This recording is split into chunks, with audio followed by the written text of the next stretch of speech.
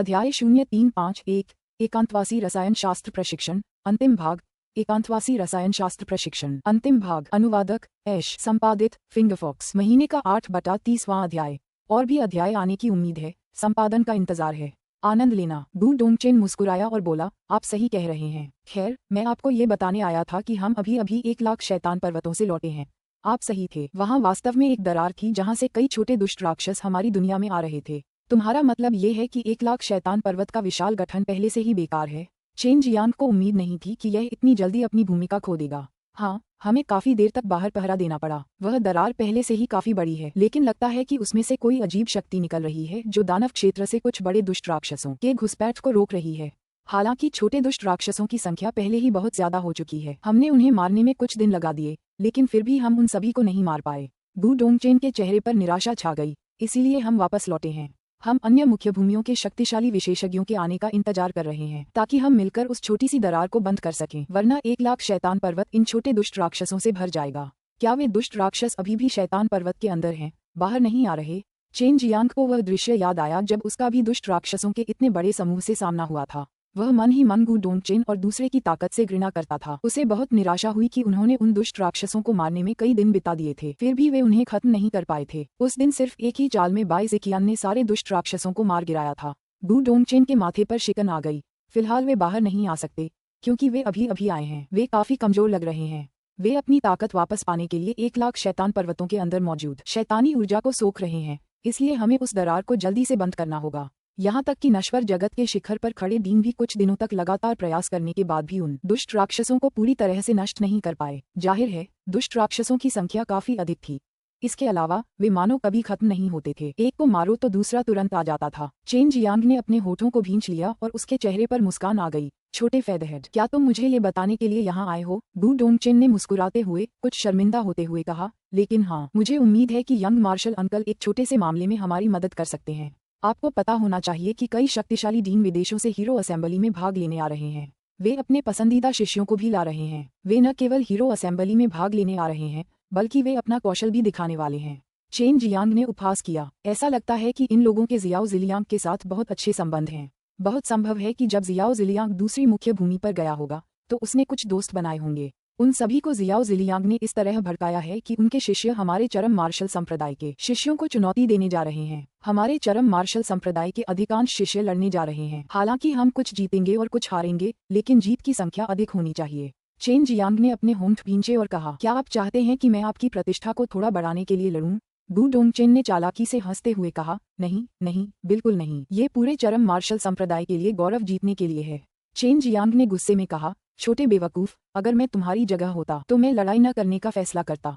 समय बहुत कम है और तुम्हें अभी भी प्रतिष्ठा चाहिए। अगर मैं शिक्षक को बुलाता हूँ तो ये घमंडी डीन एक एक करके अपने अपने देशों में लौट जाएंगे। तब हम देखेंगे कि वे अपनी अकड़ कैसे बरकरार रख पाते हैं। हुआंग जिनतियन को बाहर आने को कहो। ये तो पूरी तरह से अराजकता होगी। ये सोचकर बू डोंगचेन से हर उठा। बू डोंगचेन की व्यथित उपस्थिति को देखकर चेन जियांग, जो उनके मार्शल चाचा थे, निश्चित रूप से अपने मार्शल भतीजे की प्रतिष्ठा को बचाना चाहते थे, लेकिन वह लड़ना नहीं चाहते थे। छोटे फेदरहेड, क्या तुम दिखावा करना चाहते हो? सीधी सी बात है, क्या विदेशों से आए लोगों के पास बिल्डिंग फाउंडेशन डांस की कमी नहीं है? चेन जियांग ने मुस्कुराते हुए कहा। उसकी आंखों में एक धूर्त चमक सी चमक आ गई। दूसरी ओर ये देखकर बू डोंगचेन डर से कांप उठा। उसे पता था कि उसकी किस्मत खराब होने वाली है। बू डोंगचेन ने सिर हिलाते हुए कहा, प्राचीन काल से ही नश्वर मार्शल जगत में बिल्डिंग फाउंडेशन डैम की कमी प्रतीत होती रही है। मेरे हाथ में बिल्डिंग फाउंडेशन डैम के 80 टुकड़े हैं। मैं ये सब तुम्हें बेच दूंगा। बाद में तुम इन्हें उनके सामने दिखा सकते हो। क्या ये बहुत अच्छा नहीं होगा? चेन जियांग मुस्कुराया और बोला, सचमुच ये बहुत बढ़िया होगा। ये सोचकर बू डोंगचेन भी बहुत खुश हुआ। लेकिन समस्या ये थी कि उसे ये बिल्डिंग फाउंडेशन डैम खरीदने थे। उसे समझ नहीं आ रहा था कि चेन जियांग के पास इतने सारे बिल्डिंग फाउंडेशन डैम कैसे आ गए, मानो ये मामूली चीजें हों। अचानक उसके पास दर्जनों डैम आ गए, जबकि आमतौर पर कुछ डैम एक साथ मिलना भी बहुत दुर्लभ होता है। युवा मार्शल अंकल, आप ये सब मुझे इसलिए उधार दे रहे हैं ताकि मैं दिखा सकूं, है ना? इससे हम दूसरों को अपने चरम मार्शल संप्रदाय की विरासत दिखा सकेंगे। उसके बाद मैं इन्हें आपको वापस कर दूंगा। बू डोंगचेन मुस्कुराया और बोला। वह इन्हें बिल्कुल नहीं खरीदना चाहता था, क्योंकि चेन जियांग उसे ठगने वाला था। चेन जियांग मुस्कुराया और सिर हिलाते हुए बोला, आप इन्हें किराए पर ले सकते हैं, एक दिन के लिए 10,00,000 क्रिस्टल पत्थर। बू डोंगचेन ने मन ही मन शाप दिया। जहाँ तक उसका संबंध था, उसके लिए 1,00,000 क्रिस्टल पत्थर कुछ भी नहीं थे, लेकिन वह बहुत कंजूस व्यक्ति था। चाहे वह कितना भी हो, उसे दिल का दर्द महसूस होगा। छोटे फेदरहेड, चरम मार्शल संप्रदाय की महिमा के लिए क्या तुम थोड़ा सा भी बलिदान नहीं कर सकते? चेन जियांग ने मुस्कुराते हुए कहा, ठीक है, मैं इन्हें ले लूंगा।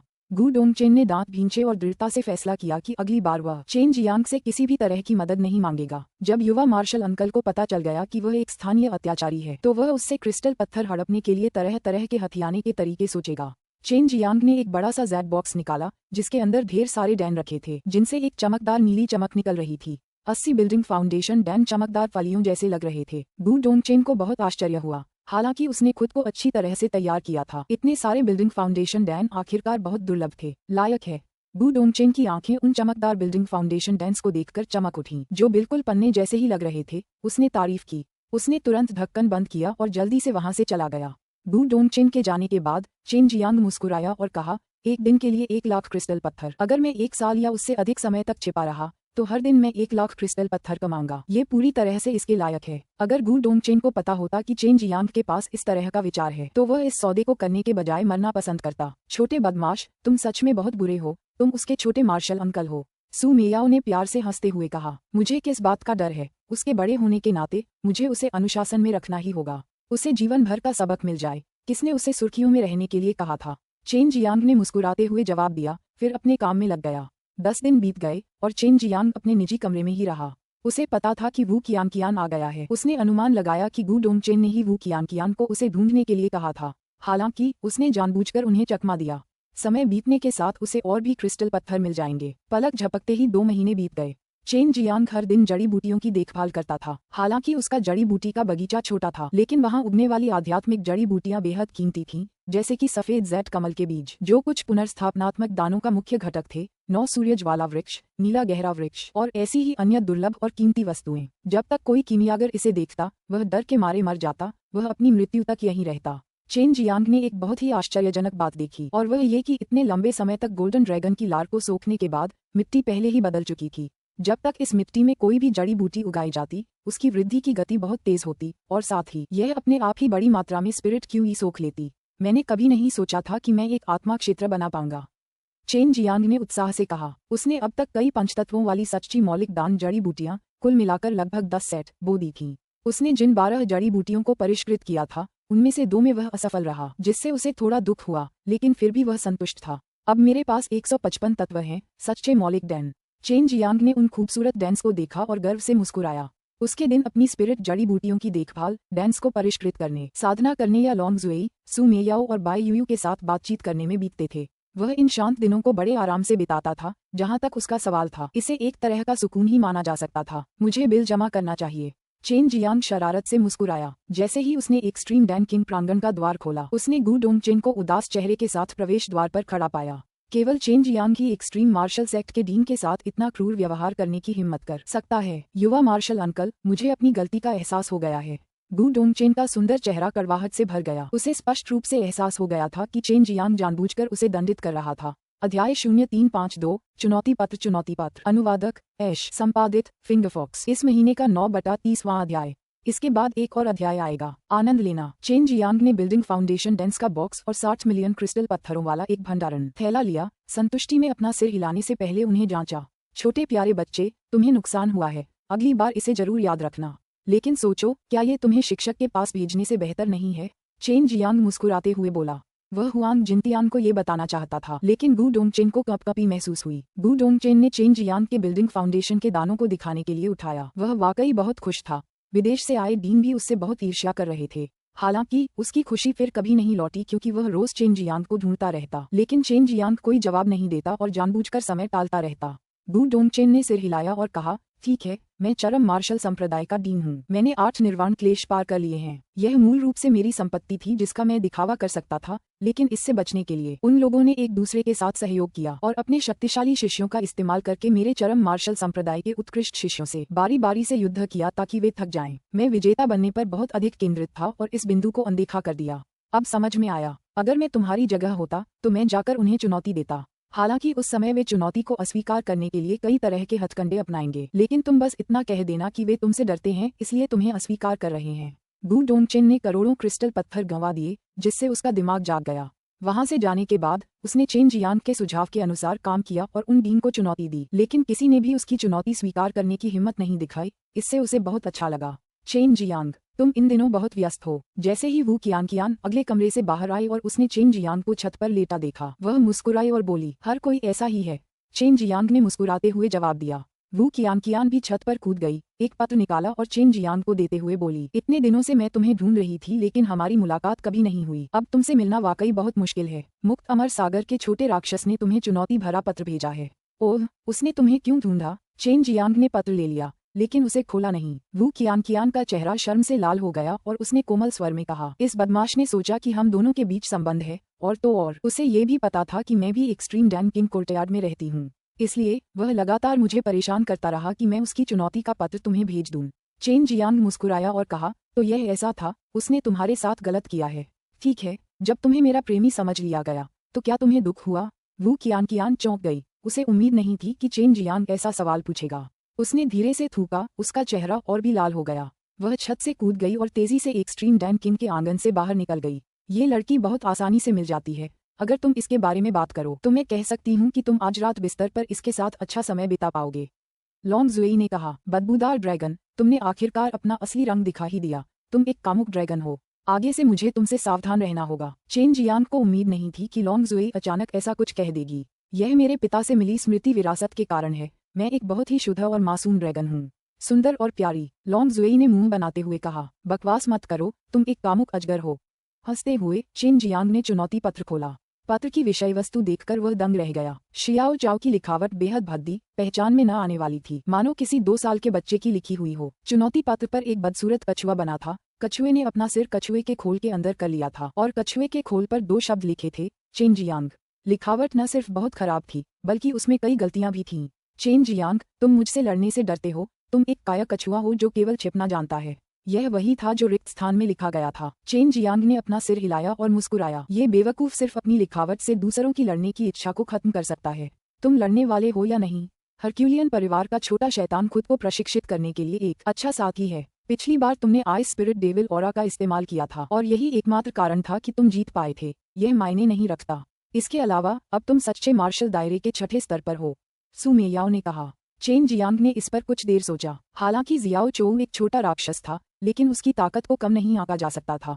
गु डोंगचेन से उसे पता चला कि विदेशों के कई शक्तिशाली मार्शल कलाकार जियाओ चोऊ के हाथों पराजित हुए थे। जल्द ही उसका नाम पूरे नश्वर मार्शल जगत में गूंजने लगेगा। बाई यूयू ने कहा, उसे हराने के लिए बर्फीली आत्मा शैतान आभा का उपयोग करना वास्तव में कुछ भी नहीं है। मुझे लगता है कि यह सबसे अच्छा है यदि आप उसके साथ एक मुकाबला करें, लेकिन पहले आपको सच्चे मार्शल दायरे के 7वें स्तर में प्रवेश करना होगा। क्या आपके पास 155 तत्वों का सच्चा मौलिक दान नहीं है?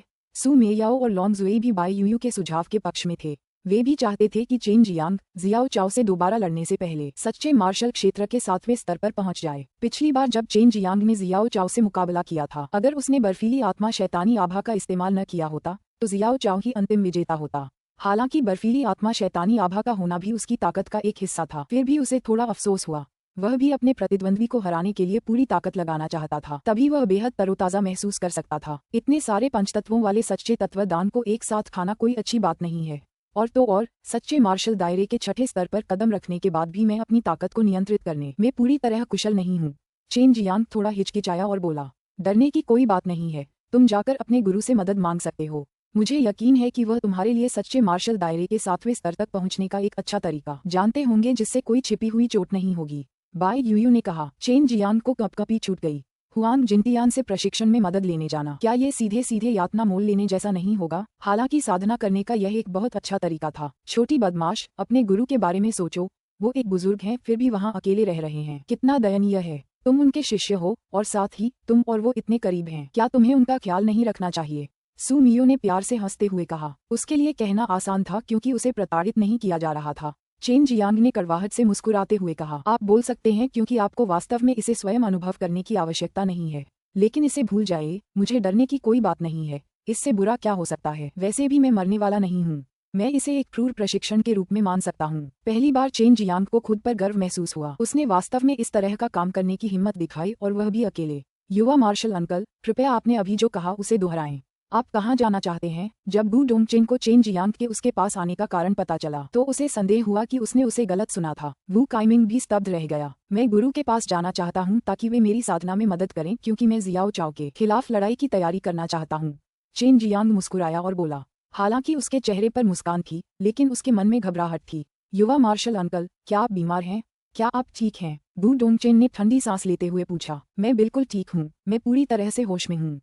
मुझे निषिद्ध क्षेत्र में ले चलो, चेन जियांग ने हाथ फैलाते हुए कहा। वू डोंगचेन और वू काइमिंग को लगा कि चेन जियांग एक आत्मपीड़क है। वह अप्रत्याशित रूप से खुद को यातना देना चाहता है। हालांकि उन्हें चेन जियांग के प्रति प्रशंसा का भाव भी था। रास्ते में चेन जियांग ने कुछ चीजों के बारे में पूछताछ की। वह जानना चाहता था कि पिछले कुछ दिनों में क्या हुआ था। उसे आश्चर्य हुआ कि चेनवू मुख्य भूमि में 60 मुख्य भूमियों के वीर योद्धा वास्तव में आ चुके थे। उनमें 100 से ज्यादा निर्वाण क्षेत्र के योद्धा भी थे, जो सभी डीन स्तर के थे। हालांकि उनमें से ज्यादातर ने केवल 6ठा निर्वाण क्लेश ही पार किया था। हालांकि कुछ ऐसे भी थे जिन्होंने 7वां क्लेश पार किया था, लेकिन उनकी संख्या कम थी। और वू डोंगचेन जैसे 8 क्लेश पार करने वाले योद्धा और भी कम थे। इसलिए उन दिनों में वू डोंगचेन को अत्यंत शक्तिशाली माना जा सकता था। यही कारण था कि hero assembly extreme martial sect में आयोजित की जाने वाली थी। दरार के बंद होने के बाद हीरो असेंबली आयोजित की जानी थी। यहाँ तक कि वे दुष्ट राक्षस भी हीरो असेंबली के दौरान कई शिष्यों के शिकार का निशाना बनेंगे। अध्याय 0353 ड्रैगन फोर्स। अनुवादक ऐश, संपादित फिंगरफॉक्स। इस महीने का 10/30वां अध्याय। आज का अंतिम अध्याय, कल के लिए विश्राम। आनंद लेना। चेन जियांग गहरे गड्ढे में कूद गया, जबकि वू काइमिंग और वू डोंगचेन तुरंत वहां से चले गए। उन्होंने चेन जियांग को एक विशेषाधिकार दिया, जिसके तहत भविष्य में वह इस क्षेत्र में स्वतंत्र रूप से आ जा सकेगा। अब गड्ढे में कूदते ही उस पर कोई प्रतिबंध नहीं था। वह अब उड़ने के लिए स्वतंत्र था और कोई भी शक्ति उसे रोक नहीं सकती थी। हुआंग जिनतियन एक बहुत बड़ा गाय का हेम भून रहा था। तभी चेन जियांग अचानक नीचे गिर पड़ा और आग में धंस गया। हुआंग जिनतियन को अचानक एहसास हुआ कि यह उसका अपना प्रशिक्षु था और वह आश्चर्य से चिल्लाए बिना नहीं रह सका। क्या मैं सपना देख रहा हूँ? चेन जियांग का गंदा चेहरा देखकर हुआंग जिनतियन अचानक पागलों की तरह हंस पड़ा। मैं सपना देख रहा हूँ। चेन जियांग ने गाय के हैम को पकड़ा और उसमें से कुछ निवाले लिए, जोर से मुस्कुराया और कहा, गुरुजी, आप सपना नहीं देख रहे हैं, आपका प्रशिक्षु आपके साथ खेलने आया था। हुआंग जिनतियन ने चेन जियांग के सिर को सहलाया, चौंका और एक बार फिर पागलों की तरह हंसने लगा। छोटे बदमाश, ये सचमुच दुर्लभ है। तुम्हारी तो बात ही छोड़ो, तुम्हारा वह बड़ा भाई भी, जो स्वर्गलोक में जा चुका है, मुझसे बहुत डरता है। तुमने अचानक यहाँ आने की हिम्मत कैसे की? बताओ, तुम मुझे क्यों ढूंढ रहे हो? चेन जियांग को ये देखकर आश्चर्य हुआ कि हुआंग जिनतियान ने उसे प्रताड़ित करने से खुद को रोक लिया था। चेन जियांग ने मांस को अपने मुंह में निगल लिया, मुस्कुराया और कहा, गुरुजी, क्या आपने मुझे अक्सर नीचे आने के लिए नहीं कहा था? इसीलिए मैं आया था। मैंने सचमुच ऐसा कहा था, लेकिन मुझे लगा कि उन्होंने मेरी बात एक कान से सुनकर दूसरे कान से निकाल दी। मैंने यही बात तुम्हारे बड़े भाई के शिष्यों से भी कही है, लेकिन वे तभी आते हैं जब उन्हें कोई बहुत जरूरी काम होता है।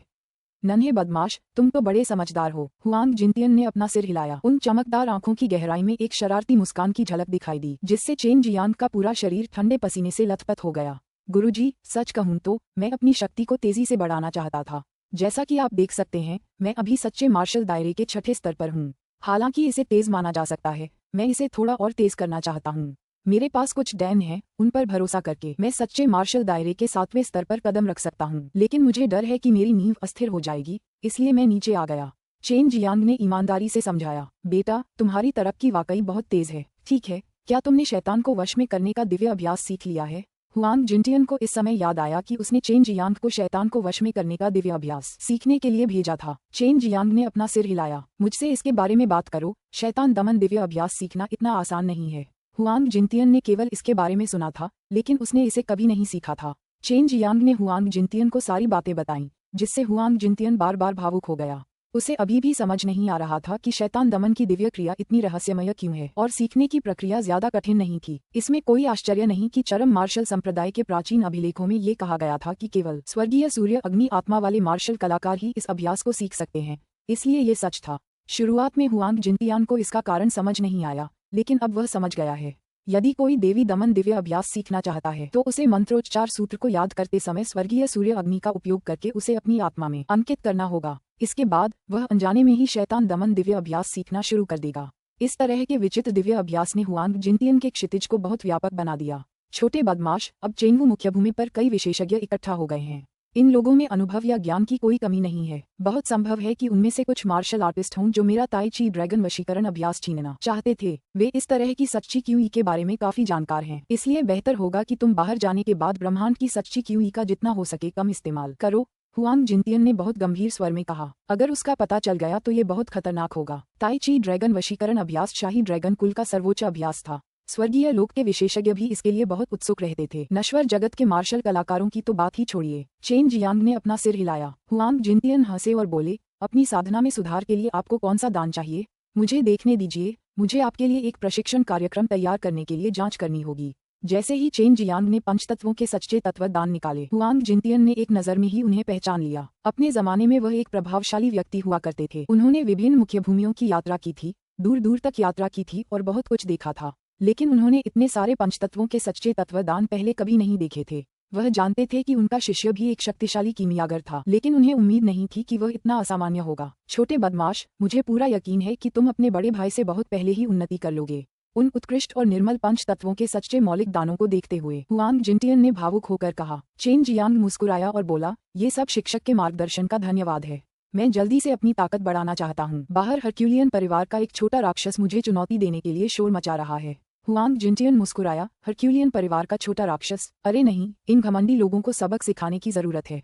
जब आपके गुरु यहाँ वहाँ यात्रा करते थे तब मैंने हरक्यूलियन परिवार के कई सदस्यों को सबक सिखाया था। इसके बाद हुआंग जिनतियन ने चेन जियांग के लिए एक प्रशिक्षण कार्यक्रम तैयार किया। 155 तत्वों के सच्चे तात्विक दान को 3 समूहों में विभाजित किया गया था, जिन्हें हर 10 दिन में एक बार लिया जाना था। दिन के समय उसे एक प्रकार का कष्टदायक प्रशिक्षण देना था, जबकि रात में उसे सच्ची ची साधना करनी थी। इसके अलावा उसे हर दिन 1 घंटे के लिए हुआंग जिनतियन के साथ युद्ध करना था। चेन जियांग को इस बात की चिंता सता रही थी कि ट्रू मार्शल रियल्म के छठे स्तर में प्रवेश करने के बाद भी वह ड्रैगन फोर्स को ठोस रूप देने में सक्षम नहीं था। ताई ची सबड्यूइंग ड्रैगन एक्सरसाइज का अभ्यास करने के बाद ड्रैगन फोर्स ट्रू ची का सबसे शक्तिशाली रूप बन जाता है। उसने लॉन्ग जुएई से इस बारे में पूछा, लेकिन उसे भी यही जवाब मिला कि वह अभी भी इसमें पर्याप्त निपुण नहीं है। जब चेन जियांग पहली बार यहाँ आया था तो उसने हुआंग जिनतियान को ड्रैगन फोर्स का प्रयोग करते देखा था।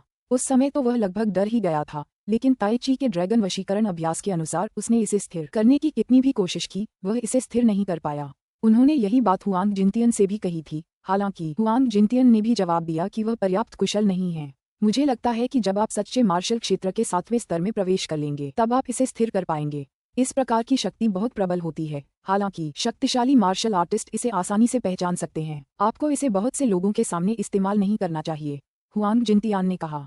केवल वही लोग ड्रैगन फोर्स को स्थिर कर सकते हैं जिन्होंने ताई ची वशीकरण ड्रैगन अभ्यास का अभ्यास किया हो। लॉन्ग जुएई भी जानती थी कि ड्रैगन फोर्स कोई मामूली चीज नहीं है, इसलिए जब भी वह चेन जियांग को अपनी शक्ति देती थी वह कभी भी ड्रैगन फोर्स का इस्तेमाल नहीं करती थी, बल्कि केवल अपनी ट्रू ची का ही उपयोग करती थी। वह एक ड्रैगन थी, स्वाभाविक रूप से उसके पास ड्रैगन फोर्स मौजूद थी। अपनी ताकत में सुधार करने के लिए यातनापूर्ण प्रशिक्षण शुरू हुआ। चेन जियांग केवल इसे सहन कर सकता था। विशाल गड्ढे में चेन जियांग की दिल दहला देने वाली चीखें गूंजने लगीं। अपनी अनूठी विधि का प्रयोग करते हुए हुआंग जिनतियान ने चेन जियांग के शरीर के हर अंग को मजबूत बनाया।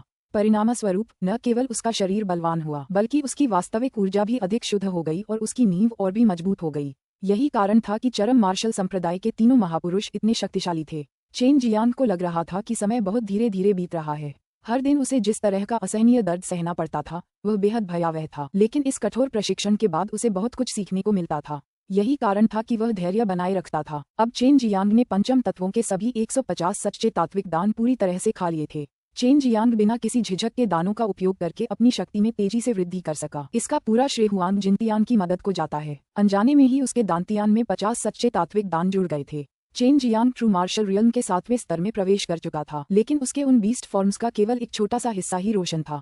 पांचों रेवरेंट बीस्ट फॉर्म्स को पूरी तरह से रोशन करने के लिए आवश्यक अनगिनत ट्रू एलिमेंट ग्रेन्स की कल्पना करते हुए चेन जियांग को यह अनुमान लगाने में कठिनाई हो रही थी कि वह उस स्तर तक कब पहुंच पाएगा। हुआंग जिनतियन की परिकल्पना के अनुसार महज 1 महीने में चेन जियांग ने ट्रू मार्शल दायरे के 7वें स्तर में प्रवेश कर लिया था, और अब वह सबसे महत्वपूर्ण क्षण में था। वह ड्रैगन फोर्स को एकजुट करने की कोशिश कर रहा था। ड्रैगन फोर्स को मजबूत करने के लिए न केवल उसकी ट्रू ची ऊर्जा प्रबल होनी चाहिए, बल्कि उसे ताई ची सबड्यूइंग ड्रैगन एक्सरसाइज के गूढ़ सिद्धांतों को समझना और आत्मसात करना भी आवश्यक था, जिसके लिए अक्सर प्रेरणा की एक झलक की आवश्यकता होती थी। अचानक चेन जियांग के माथे पर एक तनाव उभर आया। उसने महसूस किया कि उसकी सच्ची क्यूई का आधा हिस्सा अचानक बाहर खींच लिया गया था, जबकि उसकी हथेली पर चावल के दाने के आकार का सफेद प्रकाश का एक धब्बा दिखाई दिया। ये ड्रैगन फोर्स थी जो अविश्वसनीय रूप से शक्तिशाली ऊर्जा का प्रदर्शन कर रही थी। सफेद कण से लगातार निकल रही ऊर्जा से तालाब का पानी ऊपर नीचे उग्र रूप से हिल रहा था। ये देखकर चेन जियांग बेहद उत्साहित हो गया। अध्याय 0354 शियाओ चाओ से पुनः लड़ाई, पहला भाग। शियाओ चाओ से पुनः लड़ाई, पहला भाग। अनुवादक ऐश, संपादित फिंगरफॉक्स। इस महीने का 11/30वां अध्याय। अपनी आधी वास्तविक ऊर्जा से वह ड्रैगन फोर्स का केवल एक कण ही उत्पन्न कर सका। चेन जियांग को अब समझ में आया कि पहले इतने प्रयासों के बाद भी वह ड्रैगन फोर्स क्यों नहीं उत्पन्न कर पा रहा था। इसका कारण ये था कि उसकी वास्तविक ऊर्जा अभी भी पर्याप्त शक्तिशाली नहीं थी। हालांकि ड्रैगन फोर्स की मात्रा बहुत कम थी, फिर भी उसकी शक्ति बिल्कुल अलग थी। अगर एक दिन वह ब्रह्मांडीय ट्रूची की तरह ड्रैगन फोर्स को निरंतर प्रवाह में प्रवाहित और उपयोग कर पाता तो उसके हाथ में असाधारण शक्ति आ जाती। यही कारण था कि इतने सारे लोग ताई ची सबड्यूइंग ड्रैगन एक्सरसाइज को हासिल करना चाहते थे। एक कण बस। लेकिन अगर तुम इस कण को अपनी हथेली की ताकत से आत्मसात कर लो तो तुम 8वें स्तर के सच्चे मार्शल दायरे के आदमी को, यहाँ तक कि 9वें स्तर के आदमी को भी मौत के घाट उतार सकोगे। हुआंग जिनतियन हंसा और बोला। वह बेहद खुश था क्योंकि उसका प्रशिक्षु उसके साथ था। हालांकि वह जानता था कि चेन जियांग नीचे आने से डरता है। उसने पहले की तरह चेन जियांग की ताकत बढ़ाने में मदद की, हालांकि उसके तरीके बेहद क्रूर थे। अब आपने ड्रैगन फोर्स का उपयोग करना सीख लिया है। भविष्य में जब आपकी ट्रूची प्रबल हो जाएगी तब आप भी अपने गुरु की तरह इसका उपयोग कर सकेंगे। लेकिन अभी जहाँ तक आपकी बात है, यह आपके लिए उतना उपयोगी नहीं है। आप चाहें तो अपनी पूरी शक्ति से किसी शक्तिशाली मार्शल तकनीक का उपयोग कर सकते हैं। चेन जियांग ने सिर हिलाया, फिर हुआंग जिनतियन को अलविदा कहा और खुद ही बाहर उड़ गया। इससे पहले उसे कभी अलविदा कहने का मौका नहीं मिला था और उसे बाहर निकाल दिया गया था। चेन जियांग जैसे ही निषिद्ध क्षेत्र से बाहर निकला, जैसे ही उसने अपने कदम एक्सट्रीम डैम किंग प्रांगण की ओर वापस बढ़ाए, उसे सड़क पर गु डोंगचेन मिला। चेन जियांग के फटे हुए कपड़ों को देखकर गु डोंगचेन कल्पना कर सकता था कि चेन जियांग को वहां किस तरह की यातना से गुजरना पड़ा होगा। युवा मार्शल अंकल, मैं आपकी बहुत प्रशंसा करता हूँ। गु डोंगचेन ने अपने दिल की गहराइयों से यह बात कही। अगर चेन जियांग की जगह वह होता तो वह मनमाने ढंग से हुआंग जिनतियन को ढूंढने की हिम्मत नहीं करता। चेन जियांग ने हंसते हुए कहा, लेकिन हाँ, वरना मैं तुम्हारा मार्शल अंकल कैसे हो सकता हूँ। छोटे फेदरहेड, जल्दी से जाओ और उस हरक्यूलियन परिवार के छोटे राक्षस को बताओ कि उसके पिता 3 दिन बाद उससे लड़ेंगे। तुम एक अच्छी जगह तैयार कर सकते हो जहां तुम दिखा सको कि मैं उससे कैसे निपटता हूँ। वह दिल खोलकर मुस्कुराया और अकड़ते हुए एक्सट्रीम डैम किंग प्रांगण में चला गया। गु डोंगचेन मन ही मन उत्साहित था। हरक्यूलियन परिवार के शियाओ चाओ ने विदेशों के कई प्रतिभाशाली मार्शल आर्टिस्टों को हराया था। अगर चेन जियांग शियाओ चाओ को हरा देता तो उसकी सारी प्रसिद्धि चेन जियांग के हाथ लग जाती और चेन जियांग को सिर्फ एक ही लड़ाई लड़नी थी, जबकि शियाओ चाओ को कई लड़ाइयां लड़नी पड़ती। हर दिन वह चुप रहता था और अब वह आसानी से इतनी प्रतिष्ठा पा सकता है।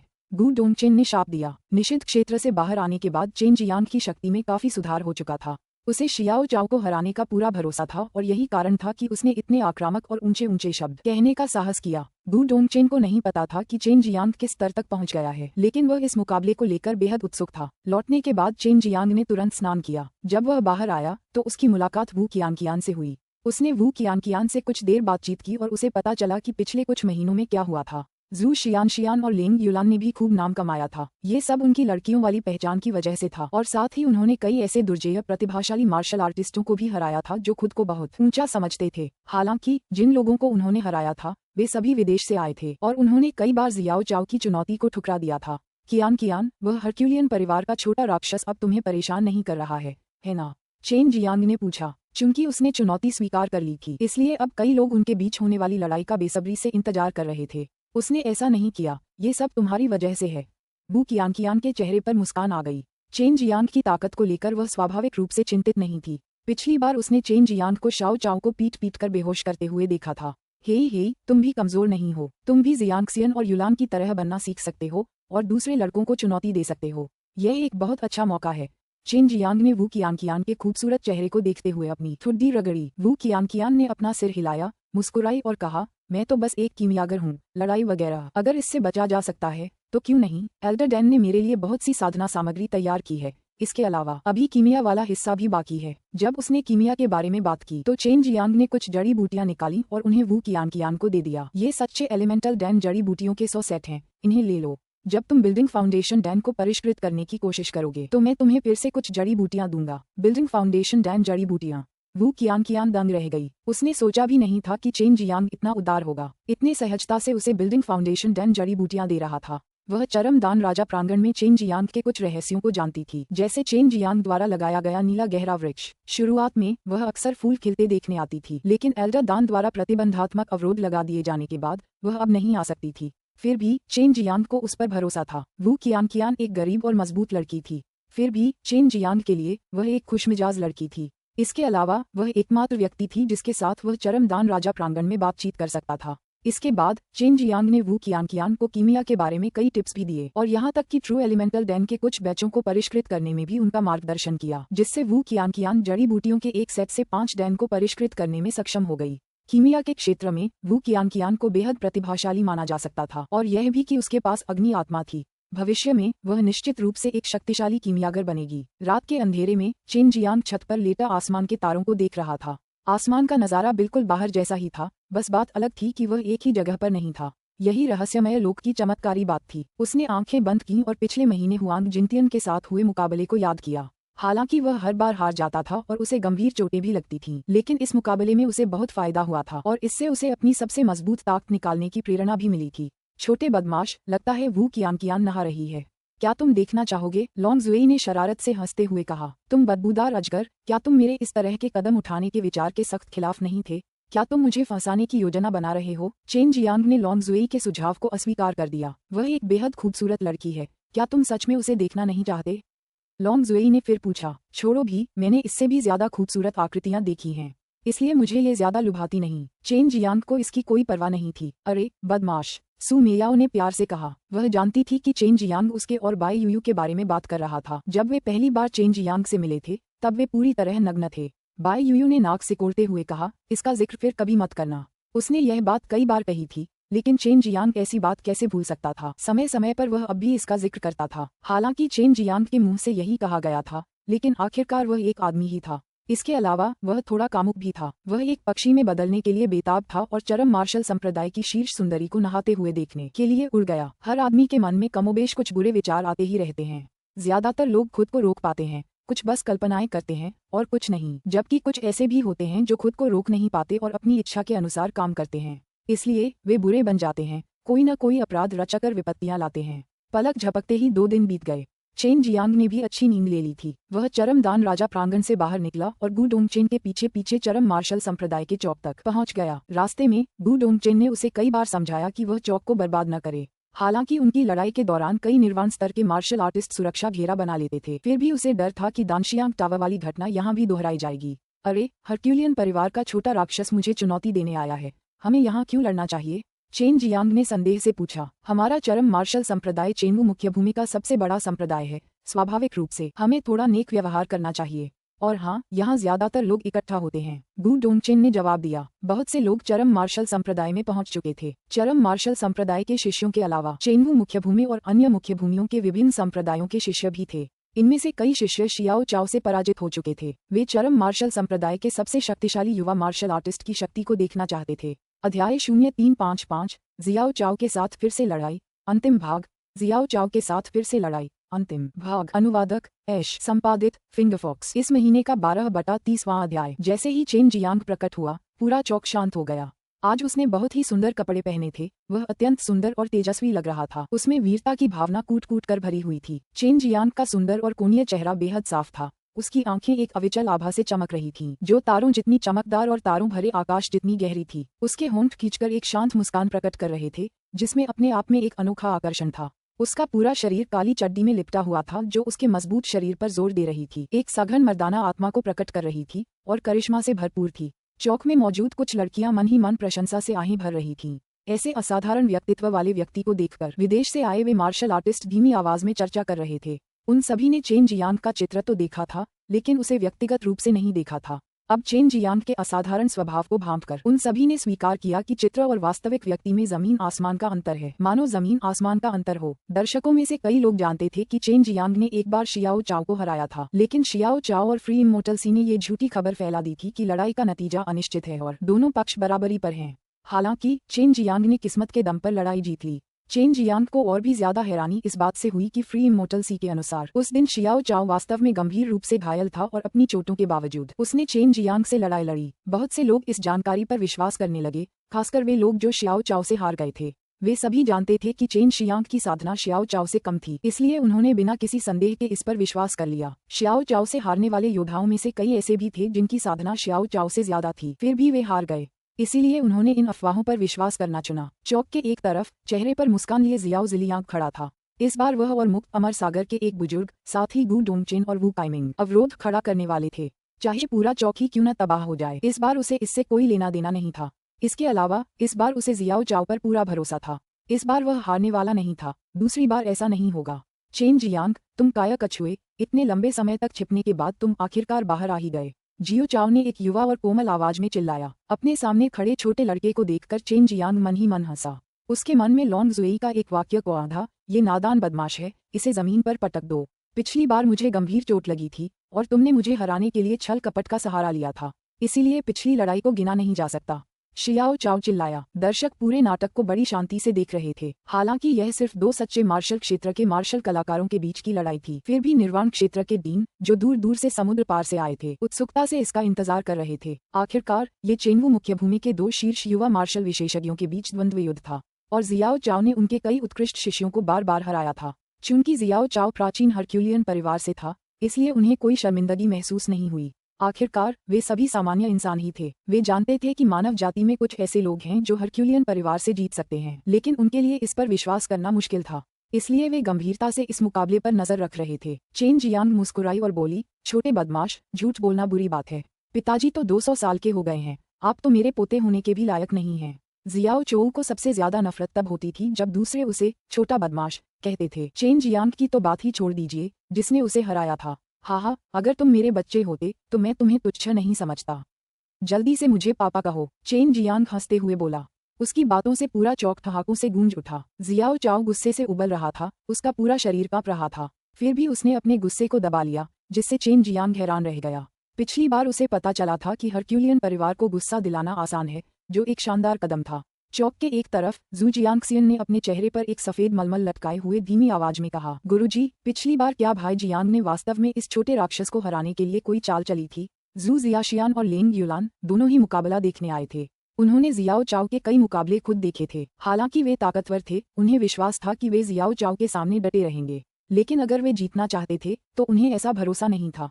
लियू मैंगर ने कुछ देर सोचा और कहा, आप यह नहीं कह सकते कि यह कोई चाल थी। चेन जियांग ने जो इस्तेमाल किया था वह एक तरह की शक्तिशाली मार्शल तकनीक थी जो आत्मा को नुकसान पहुंचा सकती है। अब जियो चाओ इतना आश्वस्त दिखाई दे रहा था, मुझे लगता है कि उसके पास इससे उबरने का एक तरीका है। पिछली लड़ाई में चेन जियांग वास्तव में जियो चाओ से बहुत कमजोर था, इसीलिए जियो चाओ अपनी हार के बारे में आश्वस्त नहीं था। उस लड़ाई के बारे में चेन जियांग को भी यकीन नहीं था कि वह जीत गया है। उसे लग रहा था कि उसने मार्शल आर्ट में जीत हासिल नहीं की है, क्योंकि उस समय वह जियाओ चाओ से कमजोर था और उसे हराने के लिए उसे आइस स्पिरिट डेविल ऑरा का सहारा लेना पड़ा था। इसीलिए इस बार उसने अपनी गलती मान ली थी, वरना वह चुनौती स्वीकार ही नहीं करता। यदि अभी तक पूरी तरह से अवरोध नहीं लगाया गया था तो शायद जियाओ चाओ पहले ही चेन जियांग पर हमला कर चुका होता। जियाओ चाओ अब भी पहले जैसा ही था, उसकी ताकत में ज्यादा इजाफा नहीं हुआ था। जबकि चेन जियांग सच्चे मार्शल क्षेत्र के 5वें स्तर से 7वें स्तर तक पहुंच गया था। वह पहले से कहीं ज्यादा ताकतवर हो गया था, और तो और वह निषिद्ध क्षेत्र में भी गया था और हुआंग जिनतियन के कठोर प्रशिक्षण से गुजरा था। जियाओ चाओ को भी इस बात का अंदाजा नहीं था कि चेन जियांग अचानक इतना ताकतवर हो गया है। कौन यकीन करेगा कि कोई कुछ ही महीनों में लगातार 2 लेवल आगे बढ़ सकता है? ये तो बिल्कुल अनसुना था। इस बार चेन जियांग ब्रह्मांड की सच्ची ची का इस्तेमाल नहीं कर सका, क्योंकि दर्शकों में बहुत सारे निर्वाण क्षेत्र के मार्शल कलाकार मौजूद थे। अगर वे उस अनोखी सच्ची ची को पहचान लेते तो शायद वे अंदाजा लगा लेते कि वह हुआंग जिनतियन का प्रशिक्षु है। स्वाभाविक रूप से जियाओ जिलियांग सच्चाई से पूरी तरह वाकिफ था, फिर भी उसने इसे उजागर करने की हिम्मत नहीं की। उसे पता था कि अगर उसने ऐसा किया तो उसे क्या परिणाम भुगतने पड़ेंगे। इसके अलावा उसने अंदाजा लगाया कि चेन जियांग भी अपने पंचतत्व ब्रह्मांड की सच्ची क्यूई का इस्तेमाल करने की हिम्मत नहीं जुटा पाएगा। यही एक वजह थी कि उसने इतने सारे निर्वाण क्षेत्र के मार्शल कलाकारों को इस लड़ाई को देखने के लिए आमंत्रित किया था। अवरोध पूरी तरह से बिछा दिया गया था। 4 निर्वाण क्षेत्र के मार्शल कलाकारों ने अपनी ताकत फैलाकर चौक के केंद्र को पूरी तरह से घेर लिया, ताकि एक पारदर्शी अवरोध बन जाए जो केंद्र और जमीन को भी घेरे, ताकि उन टाइलों की रक्षा हो सके जो सबसे ज्यादा क्षतिग्रस्त होने की संभावना में थी।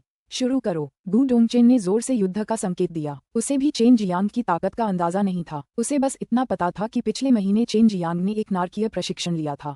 उसकी चिंता का कारण ये था कि अब चेन जियांग ब्रह्मांड की सच्ची क्यूई का उपयोग करने में बिल्कुल असमर्थ था, वरना राज आसानी से उजागर हो जाता। अब उसे एहसास हुआ कि यह चेन जियांग के लिए बिल्कुल प्रतिकूल था। चेन जियांग एक सामान्य मनुष्य था, जबकि शियाओ चोऊ हरक्यूलियन परिवार से था। उसके रक्त में एक रहस्यमय शक्ति प्रवाहित हो रही थी, जिसने उसके शरीर को शक्तिशाली बना दिया था। उसके पास स्वाभाविक रूप से दिव्य शक्ति भी थी, और साधना के साथ साथ उसकी शक्ति बढ़ती ही जाती थी, कम नहीं होती थी। यही वजह थी कि उसी स्तर पर जियाओ चाओ दुनिया में बेजोड़ था, और यही बात उसे और भी घमंडी बनाती थी। लड़ाई शुरू होते ही सबसे पहले हमला करने वाला शियाओ चाओ था। वह गुस्से से उबल रहा था, लेकिन पहले की तरह उसका मन गुस्से के कारण अस्त व्यस्त नहीं था। अब वह अपने गुस्से को शक्ति में बदल रहा था। इस तरह की प्रगति देखकर चेन जियांग ने उसकी प्रशंसा की। जियाओ चोउ बिजली की तरह उछला, उसकी छोटी सी मुट्ठी अचानक एक झटके के साथ बाहर निकली मानो अंतरिक्ष को हिला देगी। उसने मुक्का मारा और छलांग से उत्पन्न प्रभाव बल के कारण उसकी मुट्ठी के पीछे की ताकत और भी ज्यादा बढ़ गई। चेन जियांग ने मुट्ठी भींची और सीधे शाओ चाओ की छोटी सी मुट्ठी पर जोरदार प्रहार किया, जिससे एक जोरदार झटका लगा।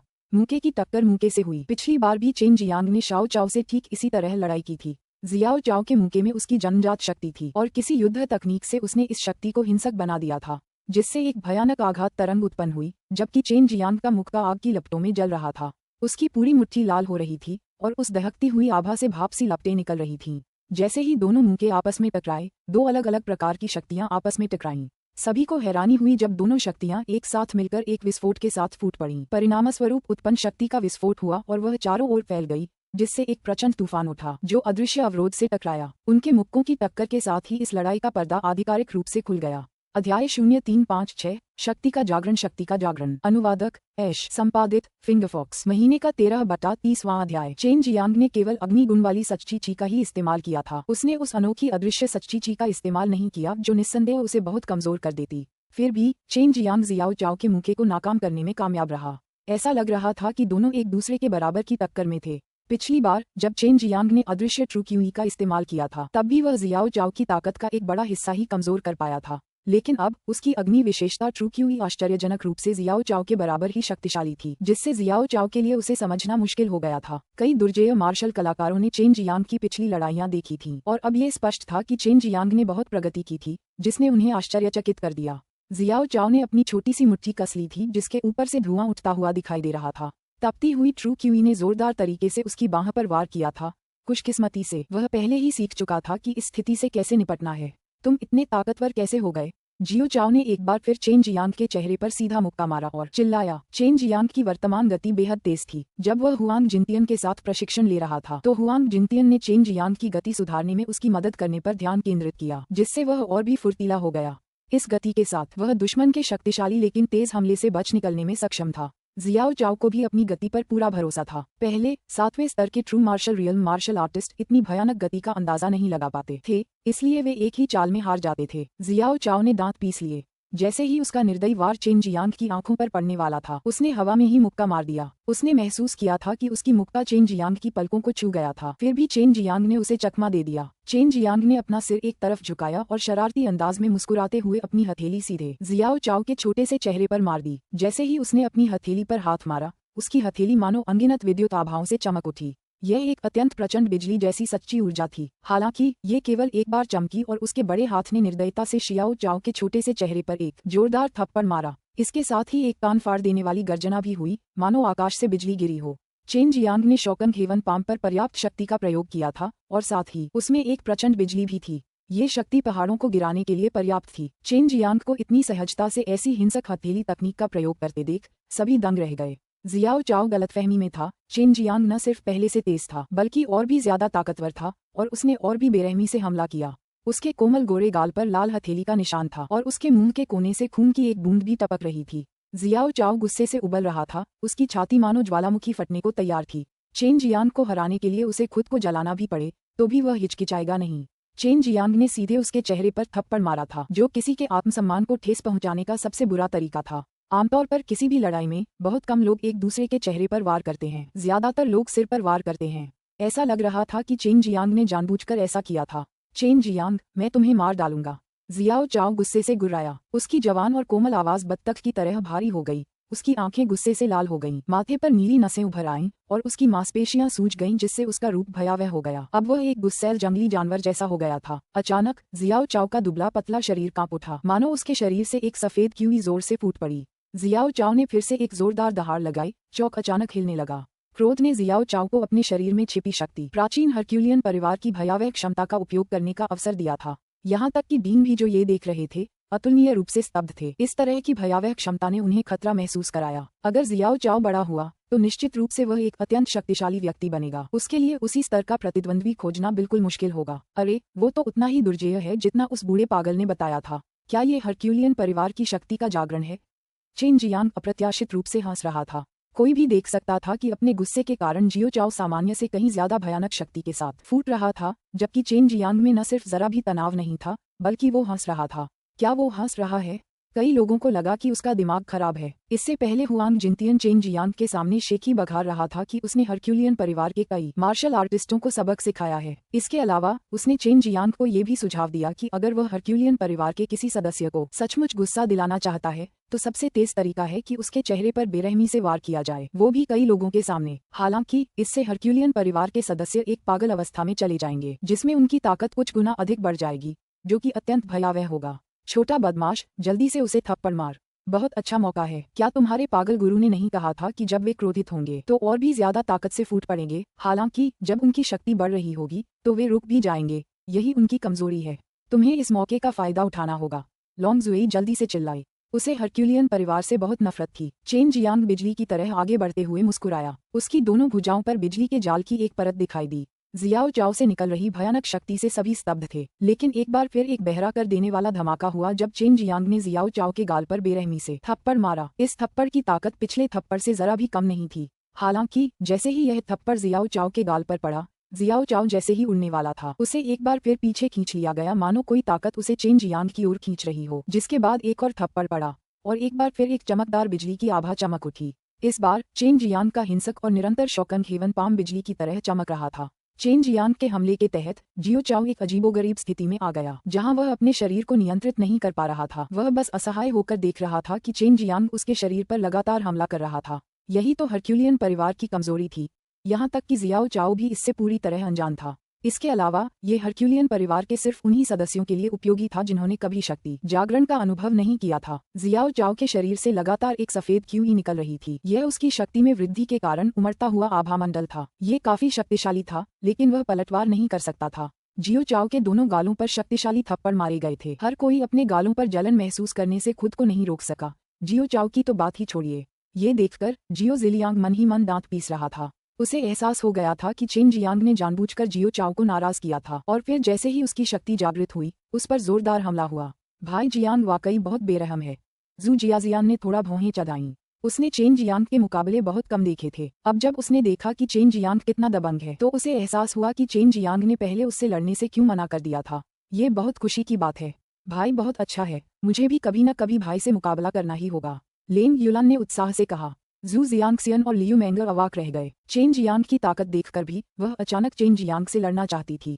जियाओ चाओ के गालों पर चेन जियांग के बेतहाशा प्रहार को देखकर सब एक साथ दंग रह गए, खासकर वे लोग जो कभी जियाओ चाओ से हार चुके थे। पहले वे सब मानते थे कि जियाओ चाओ से कोई नहीं जीत सकता, लेकिन अब चेन जियांग ने उनकी समझ को तोड़ दिया था। इसमें जरा भी संदेह नहीं था कि चेन जियांग बेहद शक्तिशाली था, लेकिन कोई भी उसकी साधना को ठीक से नहीं देख पा रहा था। कुछ लोगों का मानना था कि वह सच्चे मार्शल क्षेत्र के 9वें स्तर पर था, लेकिन उसकी उम्र सिर्फ 20 या उससे ज्यादा थी, जिससे उनके लिए ये स्वीकार करना मुश्किल हो गया। ये सर्वविदित था कि चेन जियांग सच्चे मार्शल क्षेत्र के 5वें या 6ठे स्तर पर था, जिसे स्वीकार करना अपेक्षाकृत आसान था। हालांकि ऐसी साधना के तहत जियो चाओ हरक्यूलियन परिवार का सदस्य होने के बावजूद भी वापस लड़ने में असमर्थ था। ये छोटा सा राक्षस सचमुच मार झेल सकता है। चेन जियांग ने थोड़ा भौहें चढ़ाईं। अचानक उसकी दोनों बाहें लावा जैसी किसी चीज से लिपट गईं। इसके बाद उसके शरीर से एक जलती हुई गर्म क्यू निकली जो अवरोध पर लगातार टकराती रही। इस समय चेन जियांग की बाहें मानो पिघले हुए लोहे से बनी हों, बेहद डरावनी लग रही थीं। उससे भी ज्यादा डरावनी बात ये थी कि चेन जियांग का शौकन हेवन पाम जियाओ चुओ के गाल पर पड़ते ही न सिर्फ बिजली की चमक के साथ फट पड़ा, बल्कि उसके बाद का प्रभाव किसी उल्कापिंड के टकराने जैसा था, जिससे एक के बाद एक तेज गर्मी की लहरें उठ खड़ी हुईं। चेन जियांग का सारा वार सीधे जियाओ चाओ के गाल पर पड़ा। फिर भी जियाओ चाओ दहाड़ता रहा। जाहिर है जियाओ चाओ का बचाव बहुत मजबूत था। अध्याय 0357 थंडरबोल्ट स्ट्राइक। अनुवादक ऐश। संपादित फिंगरफॉक्स। इस महीने का 14/30वां अध्याय। शुरुआत से ही इस लड़ाई का नेतृत्व पूरी तरह से चेन जियांग ने किया, और उसके बाद के हमलों ने तो सबकी सांसें ही रोक दी। क्या ये चेनवू मुख्य भूमि का सबसे ताकतवर युवा मार्शल कलाकार है? ये तो बिल्कुल पागल है। यह आदमी पागल है, यह इंसान नहीं है। दूसरी मुख्य भूमि से आया एक युवक बुदबुदाया, और मैं तो उसे पहले भी चुनौती देना चाहता था। अगर उसने मुझे इतना मारा होता तो मुझे डर है कि मैं पहले ही गिर पड़ता। एक आदमी ने पूरी तरह से भयभीत भाव से कहा। चेन जियांग के वज्र जैसे प्रहार ने विदेशों से आए हर युवा मार्शल कलाकार के सिर में सिहरन पैदा कर दी। उन्हें चेन जियांग के साथ अपनी लड़ाई का अंत पहले ही समझ आ गया था, और हाँ, जियाओ चाओ ने भी उन्हें चौंका दिया था। सबको हैरानी हुई कि इतने हिंसक हमले के बावजूद वह इतनी दिल दहला देने वाली चीखें निकाल सकता था। अगर कोई और होता तो शायद जरा भी जहर नहीं बचता। क्या मैं तुम्हें अपनी शक्ति दे दूं? इस सबसे ताकतवर छोटे बदमाश से छुटकारा पाओ। लॉन्ग जुई ने उत्सुकता से कहा। वह कार्रवाई करने के लिए बेताब की। कोई जरूरत नहीं, मैं ये खुद कर सकता हूँ। चेन जियांग के पेट पर एक शिकन उभर आई क्योंकि जियाओ चाओ की ताकत अभी भी बढ़ रही थी। अगर जियाओ चाओ के जागने से पहले वो लड़ाई खत्म नहीं कर पाया तो उसे एक कठिन युद्ध में उतरना पड़ेगा। जियाओ चाओ से निकलती शक्ति धीरे धीरे कमजोर होती जा रही थी। यह महसूस करते हुए चेन जियांग को एहसास हुआ कि जियाओ चाओ का जागरण लगभग पूरा होने वाला है। उसने अपना हृदय कठोर किया और जोरदार चीख मारी। उसके तुरंत बाद उसके शरीर से एक प्रचंड आभा बह निकली और ऊर्जा की शक्तिशाली लहरें चारों ओर सीटी बजाती हुई फैल गईं। सभी को आश्चर्य हुआ कि चेन जियांग से निकलती शक्ति जियाओ चाओ से कमजोर नहीं थी। चेन जियांग से ऐसी ऊर्जा फूटती देख सब घबरा गए। चेन जियांग पहले से ही दुर्जेय था, फिर भी वह अपनी ताकत जगाने में कामयाब रहा। इससे सब बुरी तरह डर गए। चेन जियांग अपनी पूरी ताकत नहीं लगा रहा था, बल्कि किसी शक्तिशाली मार्शल तकनीक का प्रयोग कर रहा था। अचानक आसमान घने काले बादलों से घिर गया। आसमान में प्रचंड आध्यात्मिक ऊर्जा का प्रवाह हुआ और बादल उमड़ पड़े। बादलों के बीच घर्षण से एक के बाद एक बिजली कड़कने लगी। अचानक चौक अंधेरे की चादर में लिपट गया और साथ में बिजली की चमक भी। वहां खड़े डीन डर के मारे सहम गए। पिछली बार फ्रेग्रेंस सिटी में भी उसने ऐसी ही हरकत की थी जिससे जियाओ चाओ बेहोश हो गया था। और तो और उस हरकत ने वहां के चौक को तहस नहस कर दिया था। युवा मार्शल अंकल, मुझे कोई मुआवजा नहीं मिलेगा, कृपया दया करें। आकाश में उमड़ते काले बादलों को देखकर गु डोंगचेन के दिल में कराह उठी। लियू मेंगर ने जियू जियानशियान और लिंग युलान को पकड़ लिया। जाहिर है वह कूदने की तैयारी कर रही थी। पिछली बार उसने चेन जियांग का आसमान से धरती हिला देने वाला प्रहार देखा था। वह उस दृश्य को कभी नहीं भूल सकती, खासकर जब वह राजसी सफेद ड्रैगन जमीन की ओर तेजी से बढ़ रहा था तो उसे ऐसा लग रहा था मानो दुनिया खत्म होने वाली है। जिस किसी ने भी वह दृश्य देखा था वह कूदने की तैयारी कर रहा था। चौक में ऐसे कई लोग थे क्योंकि उस कदम ने उन्हें लगभग दफना दिया था। वे दूसरी बार दफन नहीं होना चाहते थे। जाहिर है chain Jiang furious dragon retribution का प्रयोग नहीं करने वाला था। फिलहाल वह उस चाल को चलने की स्थिति में नहीं था। उसके पास पर्याप्त आध्यात्मिक ऊर्जा नहीं थी और उसे लॉन्ग जुई की शक्ति पर निर्भर रहना पड़ता। वह थंडरबोल्ट कट का प्रयोग कर रहा था। ये ड्रैगन स्लेयर के 7 किलिंग कट का एक वार था। यह एक बहुत ही शक्तिशाली वार था। पिछली बार इस वार का इस्तेमाल AJIO dragon slaughtering devil blade और लॉन्ग जुई की ताकत के साथ करते हुए चेन जियांग ने 9वें स्तर के ट्रू मार्शल रियल्म के लू परिवार के मुखिया को मार डाला था। पहली बार वह ये चाल बिना AJIO dragon slaughtering devil blade के बल्कि अपनी बाह को ब्लेड की तरह इस्तेमाल करके करने जा रहा था। वह ऐसा कम ही करता था क्योंकि इसके लिए बिजली इकट्ठा करने में समय लगता था। इसके अलावा उसे बिजली की शक्ति का सहारा भी लेना पड़ता था और बिजली को अपने शरीर से गुजरने देना पड़ता था और अंततः उसे शक्ति में बदलकर अपने शरीर से बाहर छोड़ना पड़ता था। जियो जिलियांग चेन जियांग को रोकने के लिए दौड़ा चला आया, लेकिन वह जानता था कि गु डोंगचेन उसे ऐसा करने नहीं देगा। वह बस असहाय होकर चेन जियांग को देख सकता था क्योंकि उसने एक बार फिर एक जबरदस्त चाल चली। उसे थोड़ी खुशी इस बात से हुई कि इस बार चरम मार्शल संप्रदाय का वर्ग नष्ट होने वाला था और उसे इसकी भरपाई करने की जरूरत नहीं थी। चेन जियांग, तुम तो मर चुके हो। हाँ हाँ, जियो चाओ की आवाज अचानक गूंज उठी। उसकी छोटी मुट्ठी से एक हल्की रोशनी निकली और एक भयानक शक्ति बाहर निकली। जियाओ चाओ की शक्ति जागृत हो चुकी थी। उसके शरीर से शक्ति की जबरदस्त लहरें निकल रही थीं, जिससे सबका गला रुंध गया। चेन जियांग ने तुरंत अपनी हथेली को जियाओ चाओ की आने वाली मुट्ठी पर पलटवार करने के लिए लहराया। जियाओ चाओ की शक्ति जागृत होने के बाद बिजली और आग शॉकन हेवन पाम के साथ मिलकर हरक्यूलियन डिवाइन फिस्ट से टकराए। इस टक्कर से जो विस्फोट हुआ उससे ऐसा लगा जैसे अंतरिक्ष ढहने वाला है। इसके बाद हुए शक्तिशाली प्रतिक्षेप ने चेन जियांग और जियाओ चाओ दोनों को ही उड़ा दिया, जबकि कुछ ही क्षण पहले उत्पन्न हुई शॉकवेव से जमीन में कंपन दौड़ गया। जियो चाओ ने मुंह में खून उगल दिया। उसे 2000 शॉकन हेवन पाम्स का सामना करना पड़ा था। वह मामूली रूप से घायल नहीं था और अब उसे एक बार फिर से इतनी शक्तिशाली चोट लगी थी। उसने किसी तरह खून को रोक रखा था, लेकिन अब और अधिक चोटों के कारण वह खुद को रोक नहीं सका और उस तड़पते हुए खून को उगल दिया। चेन जियांग को भी अपने गले में मीठा महसूस हुआ, लेकिन उसने जबरदस्ती उफनते खून को निगल लिया। टकराना। अचानक आसमान में एक साथ कई दर्जन गड़गड़ाहटें गूंजी, दर्जनों बिजली के जाल जैसे कौंधे। ये देखकर शियाओ चोउ चौंक गया। ये प्रकृति की शक्ति थी, उसे इससे बचना ही था।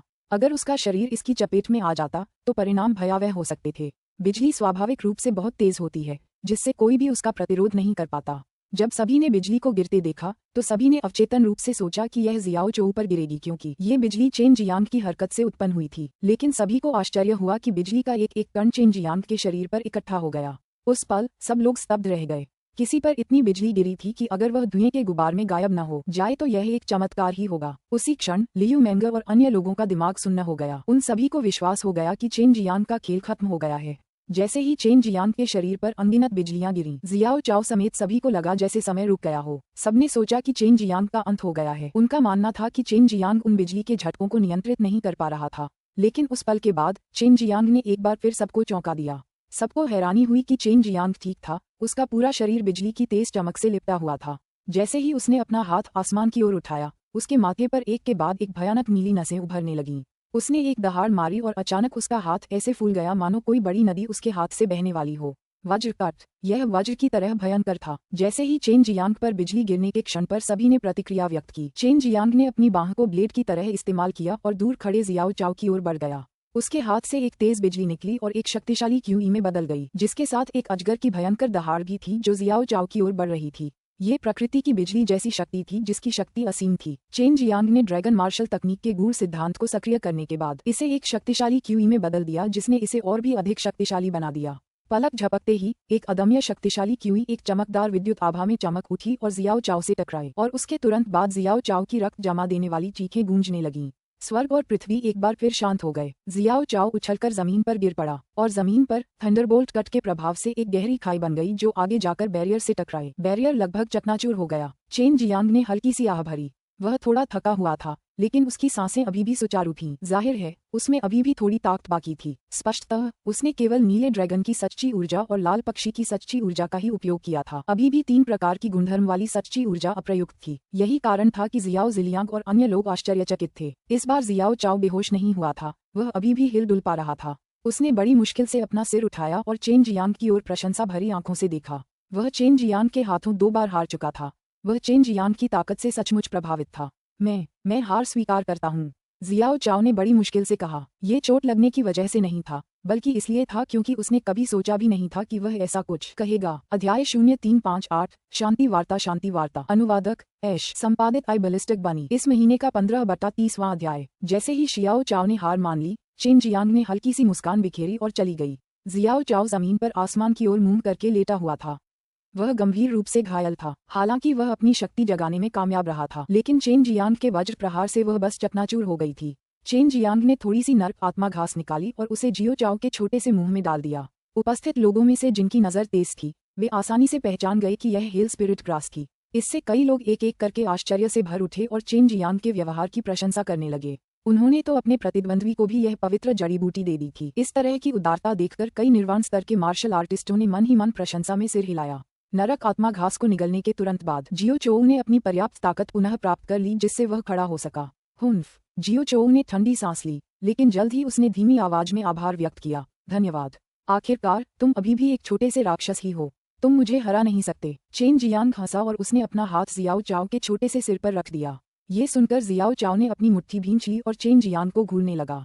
चेन जियांग, मैं तुम्हें अपने गुरु के रूप में पूजता हूँ, जियो चोऊ अचानक चिल्लाया, जिससे हंसता हुआ चेन जियांग अचानक रुक गया, मानो उसने अचानक कोई मक्खी खा ली हो। इस बीच जियो जिलियांग, जो जियो चाओ की ओर तेजी से बढ़ रहा था, अचानक अपना मुंह खोलकर अपने कदम रोक दिए। सब एक बार फिर अचंभित रह गए। सबको आश्चर्य हुआ कि जियो चाओ चेन जियांग को अपना गुरु बनाना चाहता था। ये कैसा अनुरोध था? कोई भी देख सकता था कि जागृति के बाद जियो चाओ लगभग चेन जियांग जितना ही शक्तिशाली हो गया था। उसे चेन जियांग के समान ही कहा जा सकता था। चेन जियांग की शक्ति उसके गुरु बनने के लिए पर्याप्त नहीं थी। कुछ देर तक शून्य में देखने के बाद जू जियांगसियन ने खिलखिलाकर हंसना शुरू कर दिया। छोटे लड़के, बाद में तुम्हें मुझे मिसेस कहना चाहिए। क्या इसका मतलब है कि वो मुझे मार्शल आंटी कहकर बुलाएगा? लेन युलान को भी यह थोड़ा दिलचस्प लगा। साथ ही उसकी आंखों में एक बुद्धिमान चमक आ गई। लियू मैंगर समझ गई कि वह क्या सोच रही है। वह निश्चित रूप से शियाओ चाओ को अक्सर अभ्यास के लिए ले जाने की सोच रही थी। गु डोंगचेन और वू काइमिंग दोनों चुपके से विचार करने लगे। अगर शियाओ चाओ चेन शियांग का छात्र बन जाता है तो वे उसके सहपाठी होंगे और वह उनका छोटा भाई बन जाएगा। वे कुछ हद तक अचंभित थे। किसी ने भी यह उम्मीद नहीं की थी कि चीजें इस तरह आगे बढ़ेंगी। जियो चाओ अचानक घुटनों के बल बैठ गया और जमीन पर कई बार धक्का मारा। इसके अलावा उसका प्रत्येक धक्का बहुत भारी था, जिससे जमीन पर एक बड़ा गड्ढा बन गया। गुरुजी, जियो चाओ ने सीधे चिल्लाकर कहा, क्योंकि उसे इस बात की बिल्कुल भी परवाह नहीं थी कि चेन जियांग सहमत होगा या नहीं। चेन जियांग ने मुंह भर लार निगल ली। ये लार उसके दूसरे प्रशिक्षु के लिए थी जिसकी ताकत उसके बराबर थी। क्या तुम मुक्त अमर सागर से नहीं हो? अब तुम मुझे अपने गुरु के रूप में पूज रहे हो? क्या ये थोड़ा अनुचित नहीं है? चेन जियांग ने जियो जिलियांग की ओर देखते हुए कहा। नहीं, चाचा शियाओ ने मुझसे वादा किया है कि वे मेरे लिए युद्ध का आयोजन करेंगे।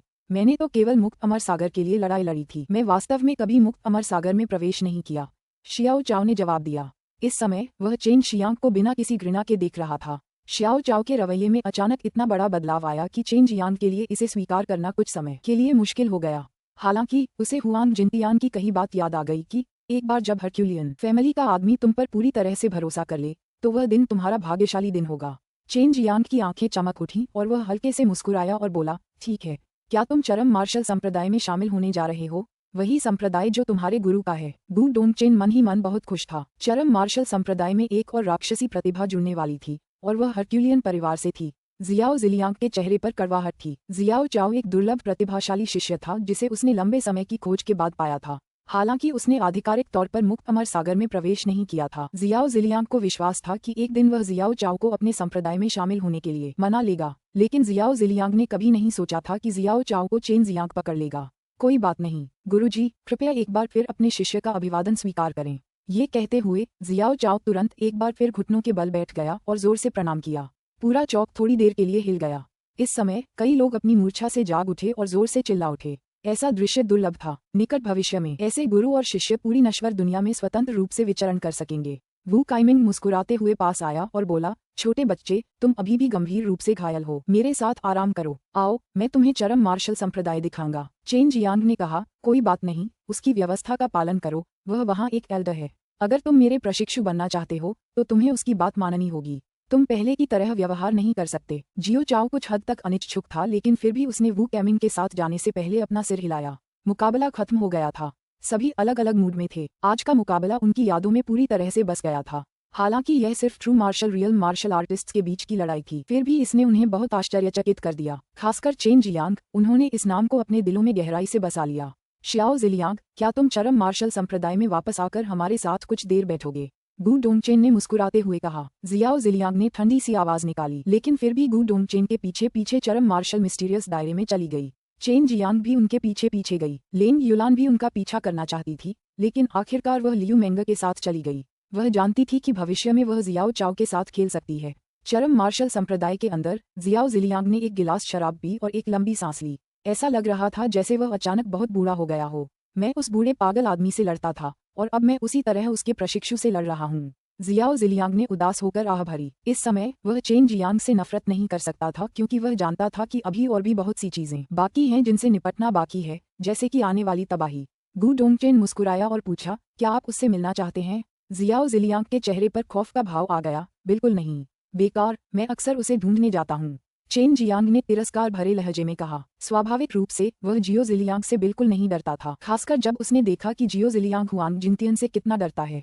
ऐसा प्रतीत होता है कि जियाओ जिलियांग का सामना हुआंग जिनतियन के पागलपन भरे तरीकों से हुआ था। कोई आश्चर्य नहीं कि तुम इतने असामान्य हो। जियो जिलियांग का दिल उछल पड़ा। उसे हुआंग जिनतियन के बारे में काफी समझ थी। स्वाभाविक रूप से उसे पता था कि हुआंग जिनतियन उसके शिष्य को कैसे सिखाएगा। गु डोंगचेन मुस्कुराया और पूछा, शियाओ जिलियांग, क्या आप हमारे साथ काम करना जारी रखेंगे? हम काले कछुए के रहस्यमय क्षेत्र में। क्या तुमने मेरे कुछ मुक्त अमर सागर के निर्वाण क्षेत्र के मार्शल कलाकारों को नहीं मारा? तुमने मुझे बहुत कुछ खो दिया है। इस बारे में तुम्हारा क्या कहना है? जियाओ जिलियांग ने जैसे ही इस मामले का जिक्र किया, वह गुस्से से भर गया। हाँ, तुम उस मामले पर बात क्यों नहीं करते जो मुझे मारने की कोशिश कर रहे थे? उस समय हम 3 चरम मार्शल संप्रदाय के दिग्गज लगभग मौत के कगार पर थे। अगर युवा मार्शल अंकल सही समय पर आकर कार्रवाई न करते तो शायद वह बूढ़ा पागल तुम्हारे मुक्त अमर सागर का सफाया कर चुका होता। गु डोंगचेन ने व्यंग्य किया। जियो जिलियांग ने चेन जियांग को देखा, वह चौंक गया। इस बारे में सोचते हुए उसे बस यही याद आया कि चेन जियांग काले कछुए के रहस्यमय क्षेत्र में अपनी सच्ची क्यूई का इस्तेमाल करने में सक्षम था। अगर ऐसा है तो शायद निर्वाण क्षेत्र के सभी बुजुर्ग चेन जियांग द्वारा मारे गए होंगे। जाहिर है तांग याचाओ, जो जीवित लौट आया था, कभी भी किसी से इसका उल्लेख नहीं करेगा, क्योंकि यह बहुत शर्मनाक था। उसने इसका उल्लेख करने की हिम्मत नहीं की। असंभव, मैंने उनसे कहा था कि वे कभी भी निर्दयी हाथों का सहारा नहीं ले सकते। जियाओ जिलियांग ने निश्चितता से कहा। वह अच्छी तरह जानता था कि अगर गु डोंगचेन और बाकी लोग मारे गए तो क्या होगा। हुआंग जिनतियन का बदला मजाक की बात नहीं थी। वह बूढ़ा पागल हमेशा से ही चरम मार्शल संप्रदाय की सबसे शक्तिशाली शक्तियों में से एक रहा था। तुम्हें कैसे पता? क्या तुम्हें लगता है कि मैं उन्हें मारना चाहता था? उस समय उन्होंने ही सबसे भयानक और विभत्स तरीके से हमला किया था। उन्हें शायद सच्चे मार्शल संप्रदाय और पशु मार्शल संप्रदाय ने बढ़ावा दिया था। बेहतर होगा कि तुम जाकर तांग याचाओ से इस मामले को स्पष्ट करने के लिए कहो, चेन जियांग ने कहा। चेन जियांग की बात सुनकर जियो जिलियांग मन ही मन खुद को असहाय महसूस कर रहा था। इतनी कम उम्र में चेन जियांग ने पहले ही कई निर्वाण क्षेत्र के मार्शल कलाकारों को मार डाला था। दुनिया में कौन इस पर यकीन करने वाला था? अगर वे सचमुच चेन जियांग द्वारा मारे गए हैं तो जियो जिलियांग क्या कर सकता है? उसे डर था कि अगर उसने चेन जियांग के साथ कुछ किया तो उसे क्या अंजाम भुगतने पड़ेंगे। अध्याय 0359 पृथक पृथक। अनुवादक ऐश। संपादित बीन स्प्राउट। हाय दोस्तों, हमारे पास WDDG परिवार में एक नया सदस्य शामिल हुआ है। कृपया हमारे नए संपादक बीनस्प्राउट का स्वागत करें जो WDDG अध्यायों के संपादन में मेरी मदद करेंगे। आनंद लेना। इस महीने का 30वां अध्याय। वैसे ऐसा लग रहा है कि मैं इस महीने सिर्फ 25 अध्याय ही दे पाऊंगा। देखते हैं मैं इसे बढ़ा पाता हूं या नहीं। जियाओ जिलियांग वर्तमान संकट से पूरी तरह वाकिफ था। ये वास्तव में संघर्ष का समय नहीं था। अगर वे सहयोगी बन सकें तो इस विपत्ति से पार पाते हुए सभी को होने वाले नुकसान को कम करना संभव हो सकता है। फिलहाल इस मामले को यहीं रहने देते हैं। आगे चलकर मैं तुम्हारे साथ इसे सुलझा लूंगा, जियो जिलियांग ने कहा। ये सुनकर गु डोंगचेन ने राहत की सांस ली। उसका चेहरा अचानक भारी हो गया। जियाओ जिलियांग, तुम अक्सर विदेश यात्रा करते हो, क्या तुम्हें पता है कि कुछ लोग क्यों नहीं आए? जैसे ही गु डोंगचेन ने इस बारे में पूछा, शियाओ जिलियांग के चेहरे पर तुरंत शिकन आ गई। उसने चेन शियांग की ओर देखा और कहा, छोटे बच्चे, अब तुम्हें यहाँ से चले जाना चाहिए। तुम्हारे लिए इससे दूर रहना ही बेहतर है। चेन जियांग ने गु डोंगचेन और शियाओ जिलियांग के चेहरे पर दिख रहे गंभीर भावों से समझ लिया कि मामला काफी गंभीर है। वह इस बारे में जानने के लिए बेहद उत्सुक हो गया, लेकिन उसे यह उम्मीद नहीं थी कि उसे बाहर निकाल दिया जाएगा। गु डोंगचेन ने जोर से खांसते हुए कहा, युवा मार्शल अंकल, जाहिर है जियाओ जिलियांग के आपको जाने के लिए कहने के कुछ कारण होंगे। चेन जियांग ने गुस्से और जिज्ञासा से भरी सांस ली और वहां से चला गया। उसे शक था कि शियाओ जिलियांग उसे निशाना बना रहा था। क्या आप एक पक्षी बन जाएं और उनकी बातें सुनें? सु मेयाओ ने सुझाव दिया। चेन जियांग भी यही करने की योजना बना रहा था, लेकिन लॉन्ग जुई ने अचानक उसकी योजना पर पानी फेरते हुए कहा, ऐसा संभव नहीं होगा। उन दोनों ने मिलकर एक सुरक्षा घेरा बना लिया है। कमरे से बाहर आए हुए उन्हें ज्यादा समय नहीं हुआ था, फिर भी उन्होंने एक घेरा बना दिया था। ये बात स्पष्ट थी कि यह मामला कितना असाधारण था। क्या नश्वर मार्शल जगत में कई मुख्य भूमि हैं? यदि कम लोग आए हैं तो इसका क्या अर्थ है? पूरे नश्वर मार्शल जगत की तो बात ही छोड़िए, वह चेनवू मुख्य भूमि को भी पूरी तरह से नहीं समझ पाया था। नश्वर मार्शल जगत असंख्य नश्वर जगतों में से मात्र एक नश्वर जगत था। हजारों हजारों नश्वर जगत थे और सामान्यतः केवल निर्वाण स्तर और उससे ऊपर के मार्शल आर्टिस्टों के पास ही इन जगतों में यात्रा करने की शक्ति होती थी। यदि कोई इन जगतों में विचरण करना चाहता था तो उसे पार करने के लिए कुछ दरारों का पता लगाना पड़ता था। और भी बहुत कुछ है, लेकिन मुझे भी सही संख्या का पता नहीं है। चूंकि गु डोंगचेन ने कहा है कि कुछ लोग नहीं आए हैं, तो जरूर कुछ हुआ होगा। सु मेयाओ भी सोच रही थी कि ऐसा क्या हुआ होगा जिसकी वजह से दूसरे मुख्य भूमि के लोग नहीं आ पाए। जब चेन जियांग शियाओ चाओ से लड़ रहा था तब उसने आसपास कई निर्वाण स्तर के मार्शल आर्टिस्टों को देखा। उसकी नजर में तो ये पहले से ही काफी शानदार था, लेकिन गु डोंगचेन के अनुसार यह उससे कहीं कम था। बाय यूयू ने कहा, कुछ मुख्य भूभाग बहुत छोटे हैं और संसाधनों की कमी से जूझ रहे हैं। स्वाभाविक रूप से उनमें कुशल विशेषज्ञों की भी कमी है। शायद उनमें केवल एक ही संप्रदाय हो। अब ऐसा प्रतीत होता है कि कुछ छोटे मुख्य भूभागों ने निर्वाण क्षेत्र के एक डीन को भेजा है और अपने साथ कुछ योग्य शिष्यों को वीर सभा में शामिल होने के लिए लाए हैं। निर्वाण स्तर के मार्शल आर्टिस्टों की साधना को समझना बहुत कठिन था, इसलिए सु मेयाओ और अन्य लोग उनकी साधना का अंदाजा नहीं लगा पा रहे थे। तो स्वाभाविक रूप से उन्हें ये भी नहीं पता था कि कौन बलवान है और कौन कमजोर। यदि वे उनकी शक्ति का अंदाजा लगा पाते तो वे निश्चित रूप से बता सकते थे कि वे इन बंजर मुख्य भूमि से आए हैं या नहीं। किसी संप्रदाय की शक्ति का अनुमान आमतौर पर शिष्यों की संख्या, निर्वाण स्तर के मार्शल आर्टिस्टों की संख्या और डीन की शक्ति से लगाया जा सकता है। इसीलिए फिलहाल इसका सही आकलन करना बेहद मुश्किल है। बहन यूयू, क्या आपको लगता है कि इन शक्तिशाली मुख्य भूमियों ने किसी को नहीं भेजा है? चेन जियांग ने पूछा। दानव और राक्षस चेनवू मुख्य भूमि के रास्ते आक्रमण करने वाले थे। इससे पूरे नश्वर मार्शल जगत पर असर पड़ने वाला था। अगर ये शक्तिशाली मुख्य भूमियां मदद नहीं करती तो क्या इसका मतलब यह नहीं था कि चेनवू मुख्य भूमि का विनाश हो जाएगा? ये सोचते सोचते चेन जियांग की धड़कनें तेज हो गईं। वह अभी भी कमरे के प्रवेश द्वार पर बैठा था। वह सचमुच जानना चाहता था कि गु डोंगचेन और वू काइमिंग किस बारे में बात कर रहे थे। सु मेयाओ ने कहा, वरिष्ठ बहन का संदेह निराधार नहीं है। आखिरकार नश्वर मार्शल वर्ल्ड बहुत विशाल है। गु डोंगचेन ने जरूर किसी चरम मार्शल संप्रदाय के शानदार उपकरणों का इस्तेमाल किया होगा, जो अतीत से प्रकाश की गति से नश्वर मार्शल वर्ल्ड के हर कोने तक सूचना पहुंचाने के लिए दिए गए थे। फिर भी इतने महीनों के बाद केवल मुट्ठी भर लोग ही पहुंच पाए हैं। बाय यूयू ने कुछ देर सोचा और कहा, ये कैसे संभव है कि जो युवा शिष्य यहाँ आए हैं वे चेनवू मुख्य भूमि के उत्कृष्ट शिष्यों से भी बदतर हैं। 60 से ज्यादा मुख्य भूमियां हैं, फिर भी उनमें से कुछ ही ने चुनौती दी है। अगर उन शक्तिशाली मुख्य भूमियों के शिष्य होते तो वे चरम मार्शल संप्रदाय के शिष्यों को इतने सारे दौर जीतने नहीं देते। इससे पहले गु डोंगचेन के चेन जियांग को पता चला था कि अन्य मुख्य भूमि के कई शिष्यों ने चरम मार्शल संप्रदाय को चुनौती दी थी, फिर भी चरम मार्शल संप्रदाय ने अधिकांश लड़ाइयों में जीत हासिल की थी। इससे ये स्पष्ट हो गया कि चरम मार्शल संप्रदाय की शक्ति वहां पहुंचे कुछ दर्जन मुख्य भूमि के शिष्यों के बराबर थी। इस समय चेन जियांग को अचानक एक बात समझ में आई। गु डोंगचेन ने एक्सट्रीम मार्शल सेक्ट के शिष्यों को दूसरे मुख्य भूमि के शिष्यों से लड़ने की अनुमति न केवल यश के लिए दी थी, बल्कि वह इस अवसर का उपयोग इन मुख्य भूमियों की शक्ति का आकलन करने के लिए भी करना चाहता था। लियू मिंजर ने इसी तरह सभी को चुनौती देने के लिए लिंग युलान और जू जियानजियान को लिया था। जियो जिलियांग ने भी इसी तरह जियो चाओ को विरोधियों की तलाश करवाई थी। अब चेन जियांग को पूरी तरह से यकीन हो गया था कि उन्होंने ये सब यह आकलन करने के लिए किया है कि अन्य मुख्य भूमि से आए ये लोग कितने मजबूत हैं। मामला बहुत गंभीर लग रहा है। चेन जियांग को अचानक लगा कि वह बहुत छोटा है, उसका अनुभव बहुत उथला है। अब वह जानना चाहता था कि इसका क्या मतलब है। वह तुरंत दिव्य शस्त्र दुकान पर पहुंच गया। चूंकि यहाँ सभी लोग चेन जियांग और जू जियाजियान के रिश्ते को जानते थे, इसलिए उसे रोका नहीं गया और वह आराम से ऊपरी मंजिल पर पहुंच गया। आज वह लियू मेंगर के लिए आया था, शायद वह कुछ सीख सके। चेन जियांग के आने का एहसास होते ही जू शियानजियान का शरीर धुएं की तरह तैरता हुआ चेन जियांग के पास पहुंच गया। वह हंसी और बोली, तुम्हारा प्रशिक्षु कहाँ है? तुम उसे हमसे मिलने क्यों नहीं लाए? लेंग युलान भी कुछ चुटकुले बनाने की योजना बना रही थी, लेकिन ये देखते हुए कि चेन जियांग का रंग ठीक नहीं था, उसने पूछा, भाई क्या बात है? इस समय जू जियांगसियन ने भी देखा कि कुछ गड़बड़ है। उसने चेन जियांग का हाथ पकड़ा और पूछा, भाई जियांग क्या हुआ? चेन जियांग ने एक हल्की सी आह भरी मुस्कुराई और जू शियान के चेहरे को सहलाते हुए लियू मेंगर की ओर देखा। बहन मेंगा, मैं आपसे कुछ पूछना चाहती हूँ। लियू मेंगर ने चेन जियांग को बैठने के लिए कहा तो उसने कहा, आप किसका इंतजार कर रहे हैं? क्या दूसरे मुख्य भूमि के लोग बहुत कमजोर नहीं हैं?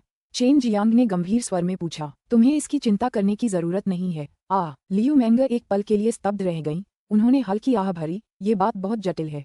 भले ही तुम्हें पता हो कि यह बेकार होगा क्योंकि तुम कुछ नहीं कर सकती। इसकी चिंता हम निर्वाण क्षेत्र के मार्शल कलाकारों पर छोड़ दो। चेन जियांग चौंका, उसने अपना सिर हिलाया और कहा, मैं ऐसा नहीं कर सकता। मैं चेनवू मुख्य भूमि का निवासी हूँ। मैं भी चाहता हूँ कि तुम इस खतरनाक स्थिति का सामना करो। इसके अलावा मैंने 1,00,000 शैतान पर्वतों के अंदर बहुत कुछ किया है, वरना तुम यहाँ बैठकर राहत की चाय नहीं पी रहे होते। चेन जियांग वाकई सही था। उसने बाई जिकियान को 1,00,000 शैतान पर्वतों में छोड़ दिया था, जिसने उस शक्तिशाली दोमुहे सांप दानव को दुष्ट राक्षसों की सेना समेत खत्म कर दिया था, जिसके परिणामस्वरूप वह अवरोध गायब हो गया। वरना अगर दोमुहे सांप दानव जिंदा होता तो वह दुष्ट राक्षसों की उस सेना को बाहर निकाल देता।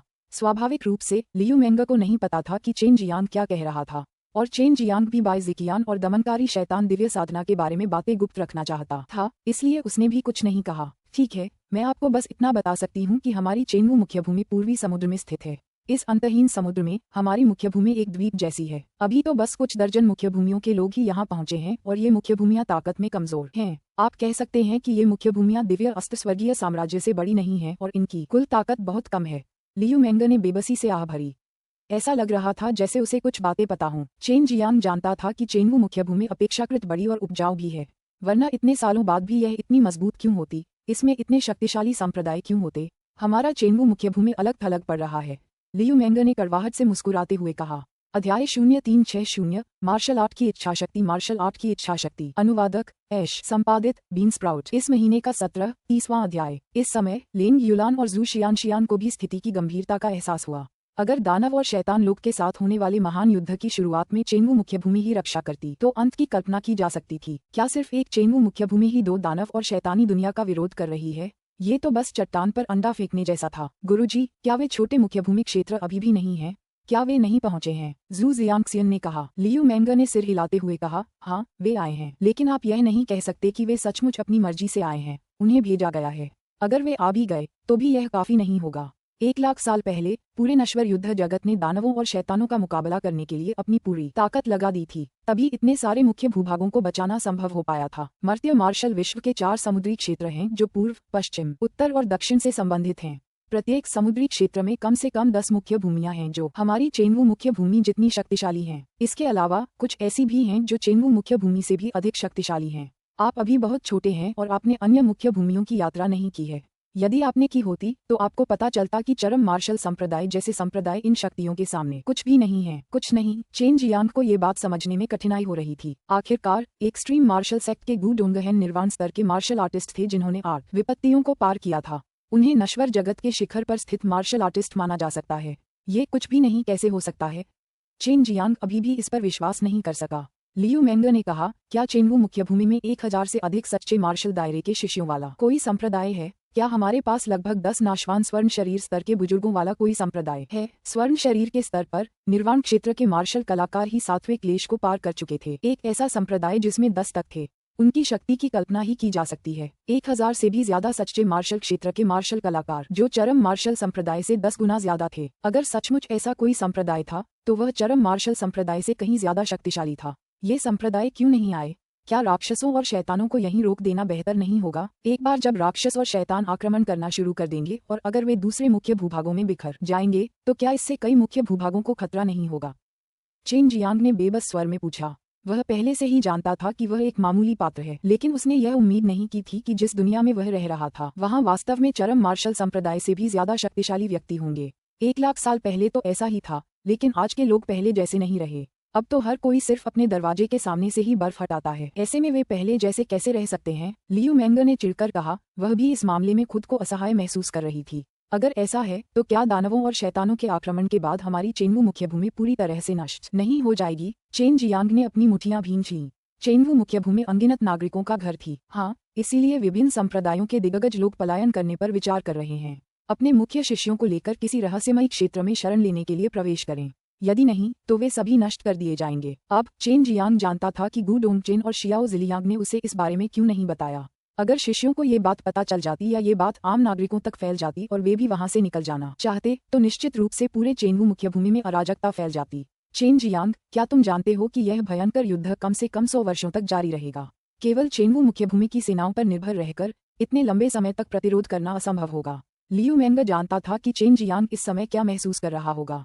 आखिरकार उन्हें जीवित रहने के लिए अपनी मातृभूमि छोड़नी ही थी। वे अपनी मातृभूमि को इन राक्षसों और शैतानों के हाथों रौंदने दे रहे थे। इस तबाही में कई नागरिक मारे जाएंगे। उस समय चेनवू मुख्य भूमि में खून की नदी बहने वाली थी और यह मानव जगत में नर्क बन जाएगा। जू शियानशियान और लेंग युलान दोनों ही हताश थे। यह उनके लिए सबसे बुरा था। वे मार्शल आर्ट के कलाकार थे और मार्शल आर्ट का उद्देश्य राक्षसों का विनाश और शैतानों का सफाया करना था, क्योंकि किंवदंतियों के अनुसार प्राचीन काल में राक्षस, दानव और मानव जाति सभी एक ही दुनिया में रहते थे। उस समय मनुष्य कमजोर थे, जबकि राक्षस और शैतान स्वाभाविक रूप से शक्तिशाली थे।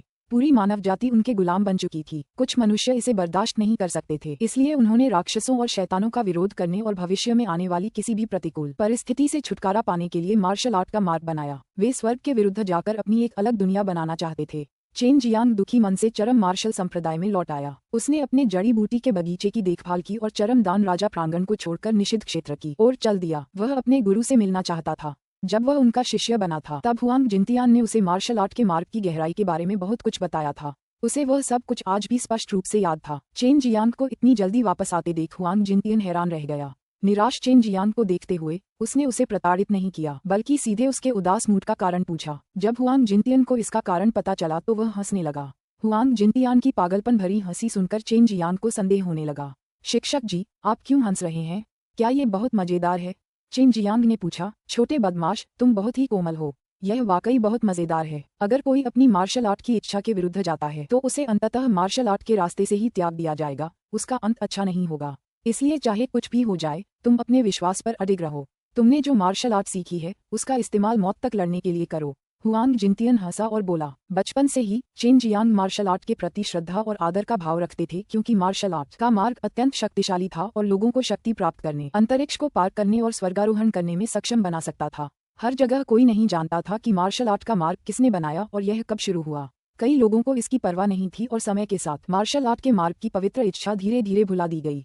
यही कारण था कि मार्शल आर्ट के मार्ग से साधना करके शक्ति प्राप्त करने वाले कई लोगों ने ऐसे काम किए जो मार्शल आर्ट के मार्ग की इच्छा के विपरीत थे। लगता है पूर्वी सागर में सिर्फ चेनवू मुख्य भूमि ही लगभग अजेय रह गई है। जरूर कुछ दुष्ट लोग पीछे से दूसरों को बरगला रहे हैं। मुझे लगता है पूर्वी सागर के लोग इतने मूर्ख तो नहीं होंगे। उन्हें पता होगा कि चेनवू मुख्य भूमि के गिरने से उन्हें कोई फायदा नहीं होगा। हुआंग जिनतियान ने अपनी लंबी दाढ़ी पर हाथ फेरा। उसकी समुद्र जितनी गहरी आंखें ज्ञान की आभा से चमक उठीं। वह इसी बारे में सोच रहा था। चेन जियांग जानता था कि उसका गुरु अत्यंत शक्तिशाली है। इस समय वह अंत तक अपने विश्वास पर अडिग रहने के लिए और भी दृढ़ संकल्पित था। अन्यथा उसके शरीर में समाहित नीले ड्रैगन वध करने वाली शैतानी तलवार उसे क्षमा नहीं करेगी। उसे महसूस होता था कि नीले ड्रैगन वध करने वाली शैतानी तलवार, काला कछुआ, वज्र कवच, ये दिव्य हथियार मार्शल आर्ट की इच्छा से प्रकाश में गड़े गए थे। और यही बात शैतान दमनकारी दिव्य अभ्यास या किसी भी अन्य दिव्य अभ्यास के लिए भी सच थी। यदि वह मार्शल आर्ट के मार्ग के विरुद्ध जाता तो ये दिव्य व्यायाम और दिव्य हथियार उसे त्याग देते। हुआंग जिनतियान अचानक व्यंग्य से मुस्कुराया। उसके चेहरे पर अचानक गुस्से की झलक दिखाई दी। ये पहली बार था जब उसने अपने गुरु को गुस्से में देखा था। इससे वह सिहर उठा। हालांकि हुआंग जिनतियान का गुस्सा हल्का ही था। ये सब उन्हीं कमीनों का काम है। बदमाश, अब तुम जा सकते हो। तुम्हें ज्यादा चिंता करने की जरूरत नहीं है। चेनवू मुख्य भूमि अभी खत्म नहीं होने वाली। छोटे बेवकूफ को बता दो कि उसे किसी भी ताकत से डरने की जरूरत नहीं है। वह इससे खुद निपट लेगा। हुआंग जिनतियान ने चेन जियांग को पकड़कर एक लात मारी और उसे गड्ढे से बाहर फेंक दिया। चेन जियांग ने कई बार अपशब्द कहे और जल्दी से उस जगह से निकल गया। वह नीचे जाना चाहता था, लेकिन जानता था कि अगर वह दोबारा गया तो उस नरक से निकलने से पहले उसे कई महीनों तक यातना सहनी पड़ेगी। जब चेन जियांग चरमदान राजा प्रांगण में पहुंचा तो उसने अचानक वू कियान को प्रवेश द्वार पर बैठे पाया। वह चिंतित लग रही थी। चेन जियांग को वापस आते देखकर उसने जल्दी से कहा, चेन जियांग, याओ हाईशेंग को पीटा गया है और वह गंभीर रूप से घायल है। क्या? कौन था? चेन जियांग गुस्से से चिल्लाया। उसने अपनी मुठ्ठियां भींच लीं, जिससे जोड़ों में चटकने की आवाज आए। याओ हाईशेंग उनके शिष्य थे। हालांकि पहले उनके बीच कुछ मतभेद हुआ करते थे, लेकिन अब वे बहुत अच्छी तरह से मिलते हैं। जब भी उन्हें समय मिलता वे याओ हाईशेंग को कीमियागिरी सिखाते। अब अगर किसी ने उनके शिष्य को पीटा तो यह उनके मुंह पर वार करने के बराबर था।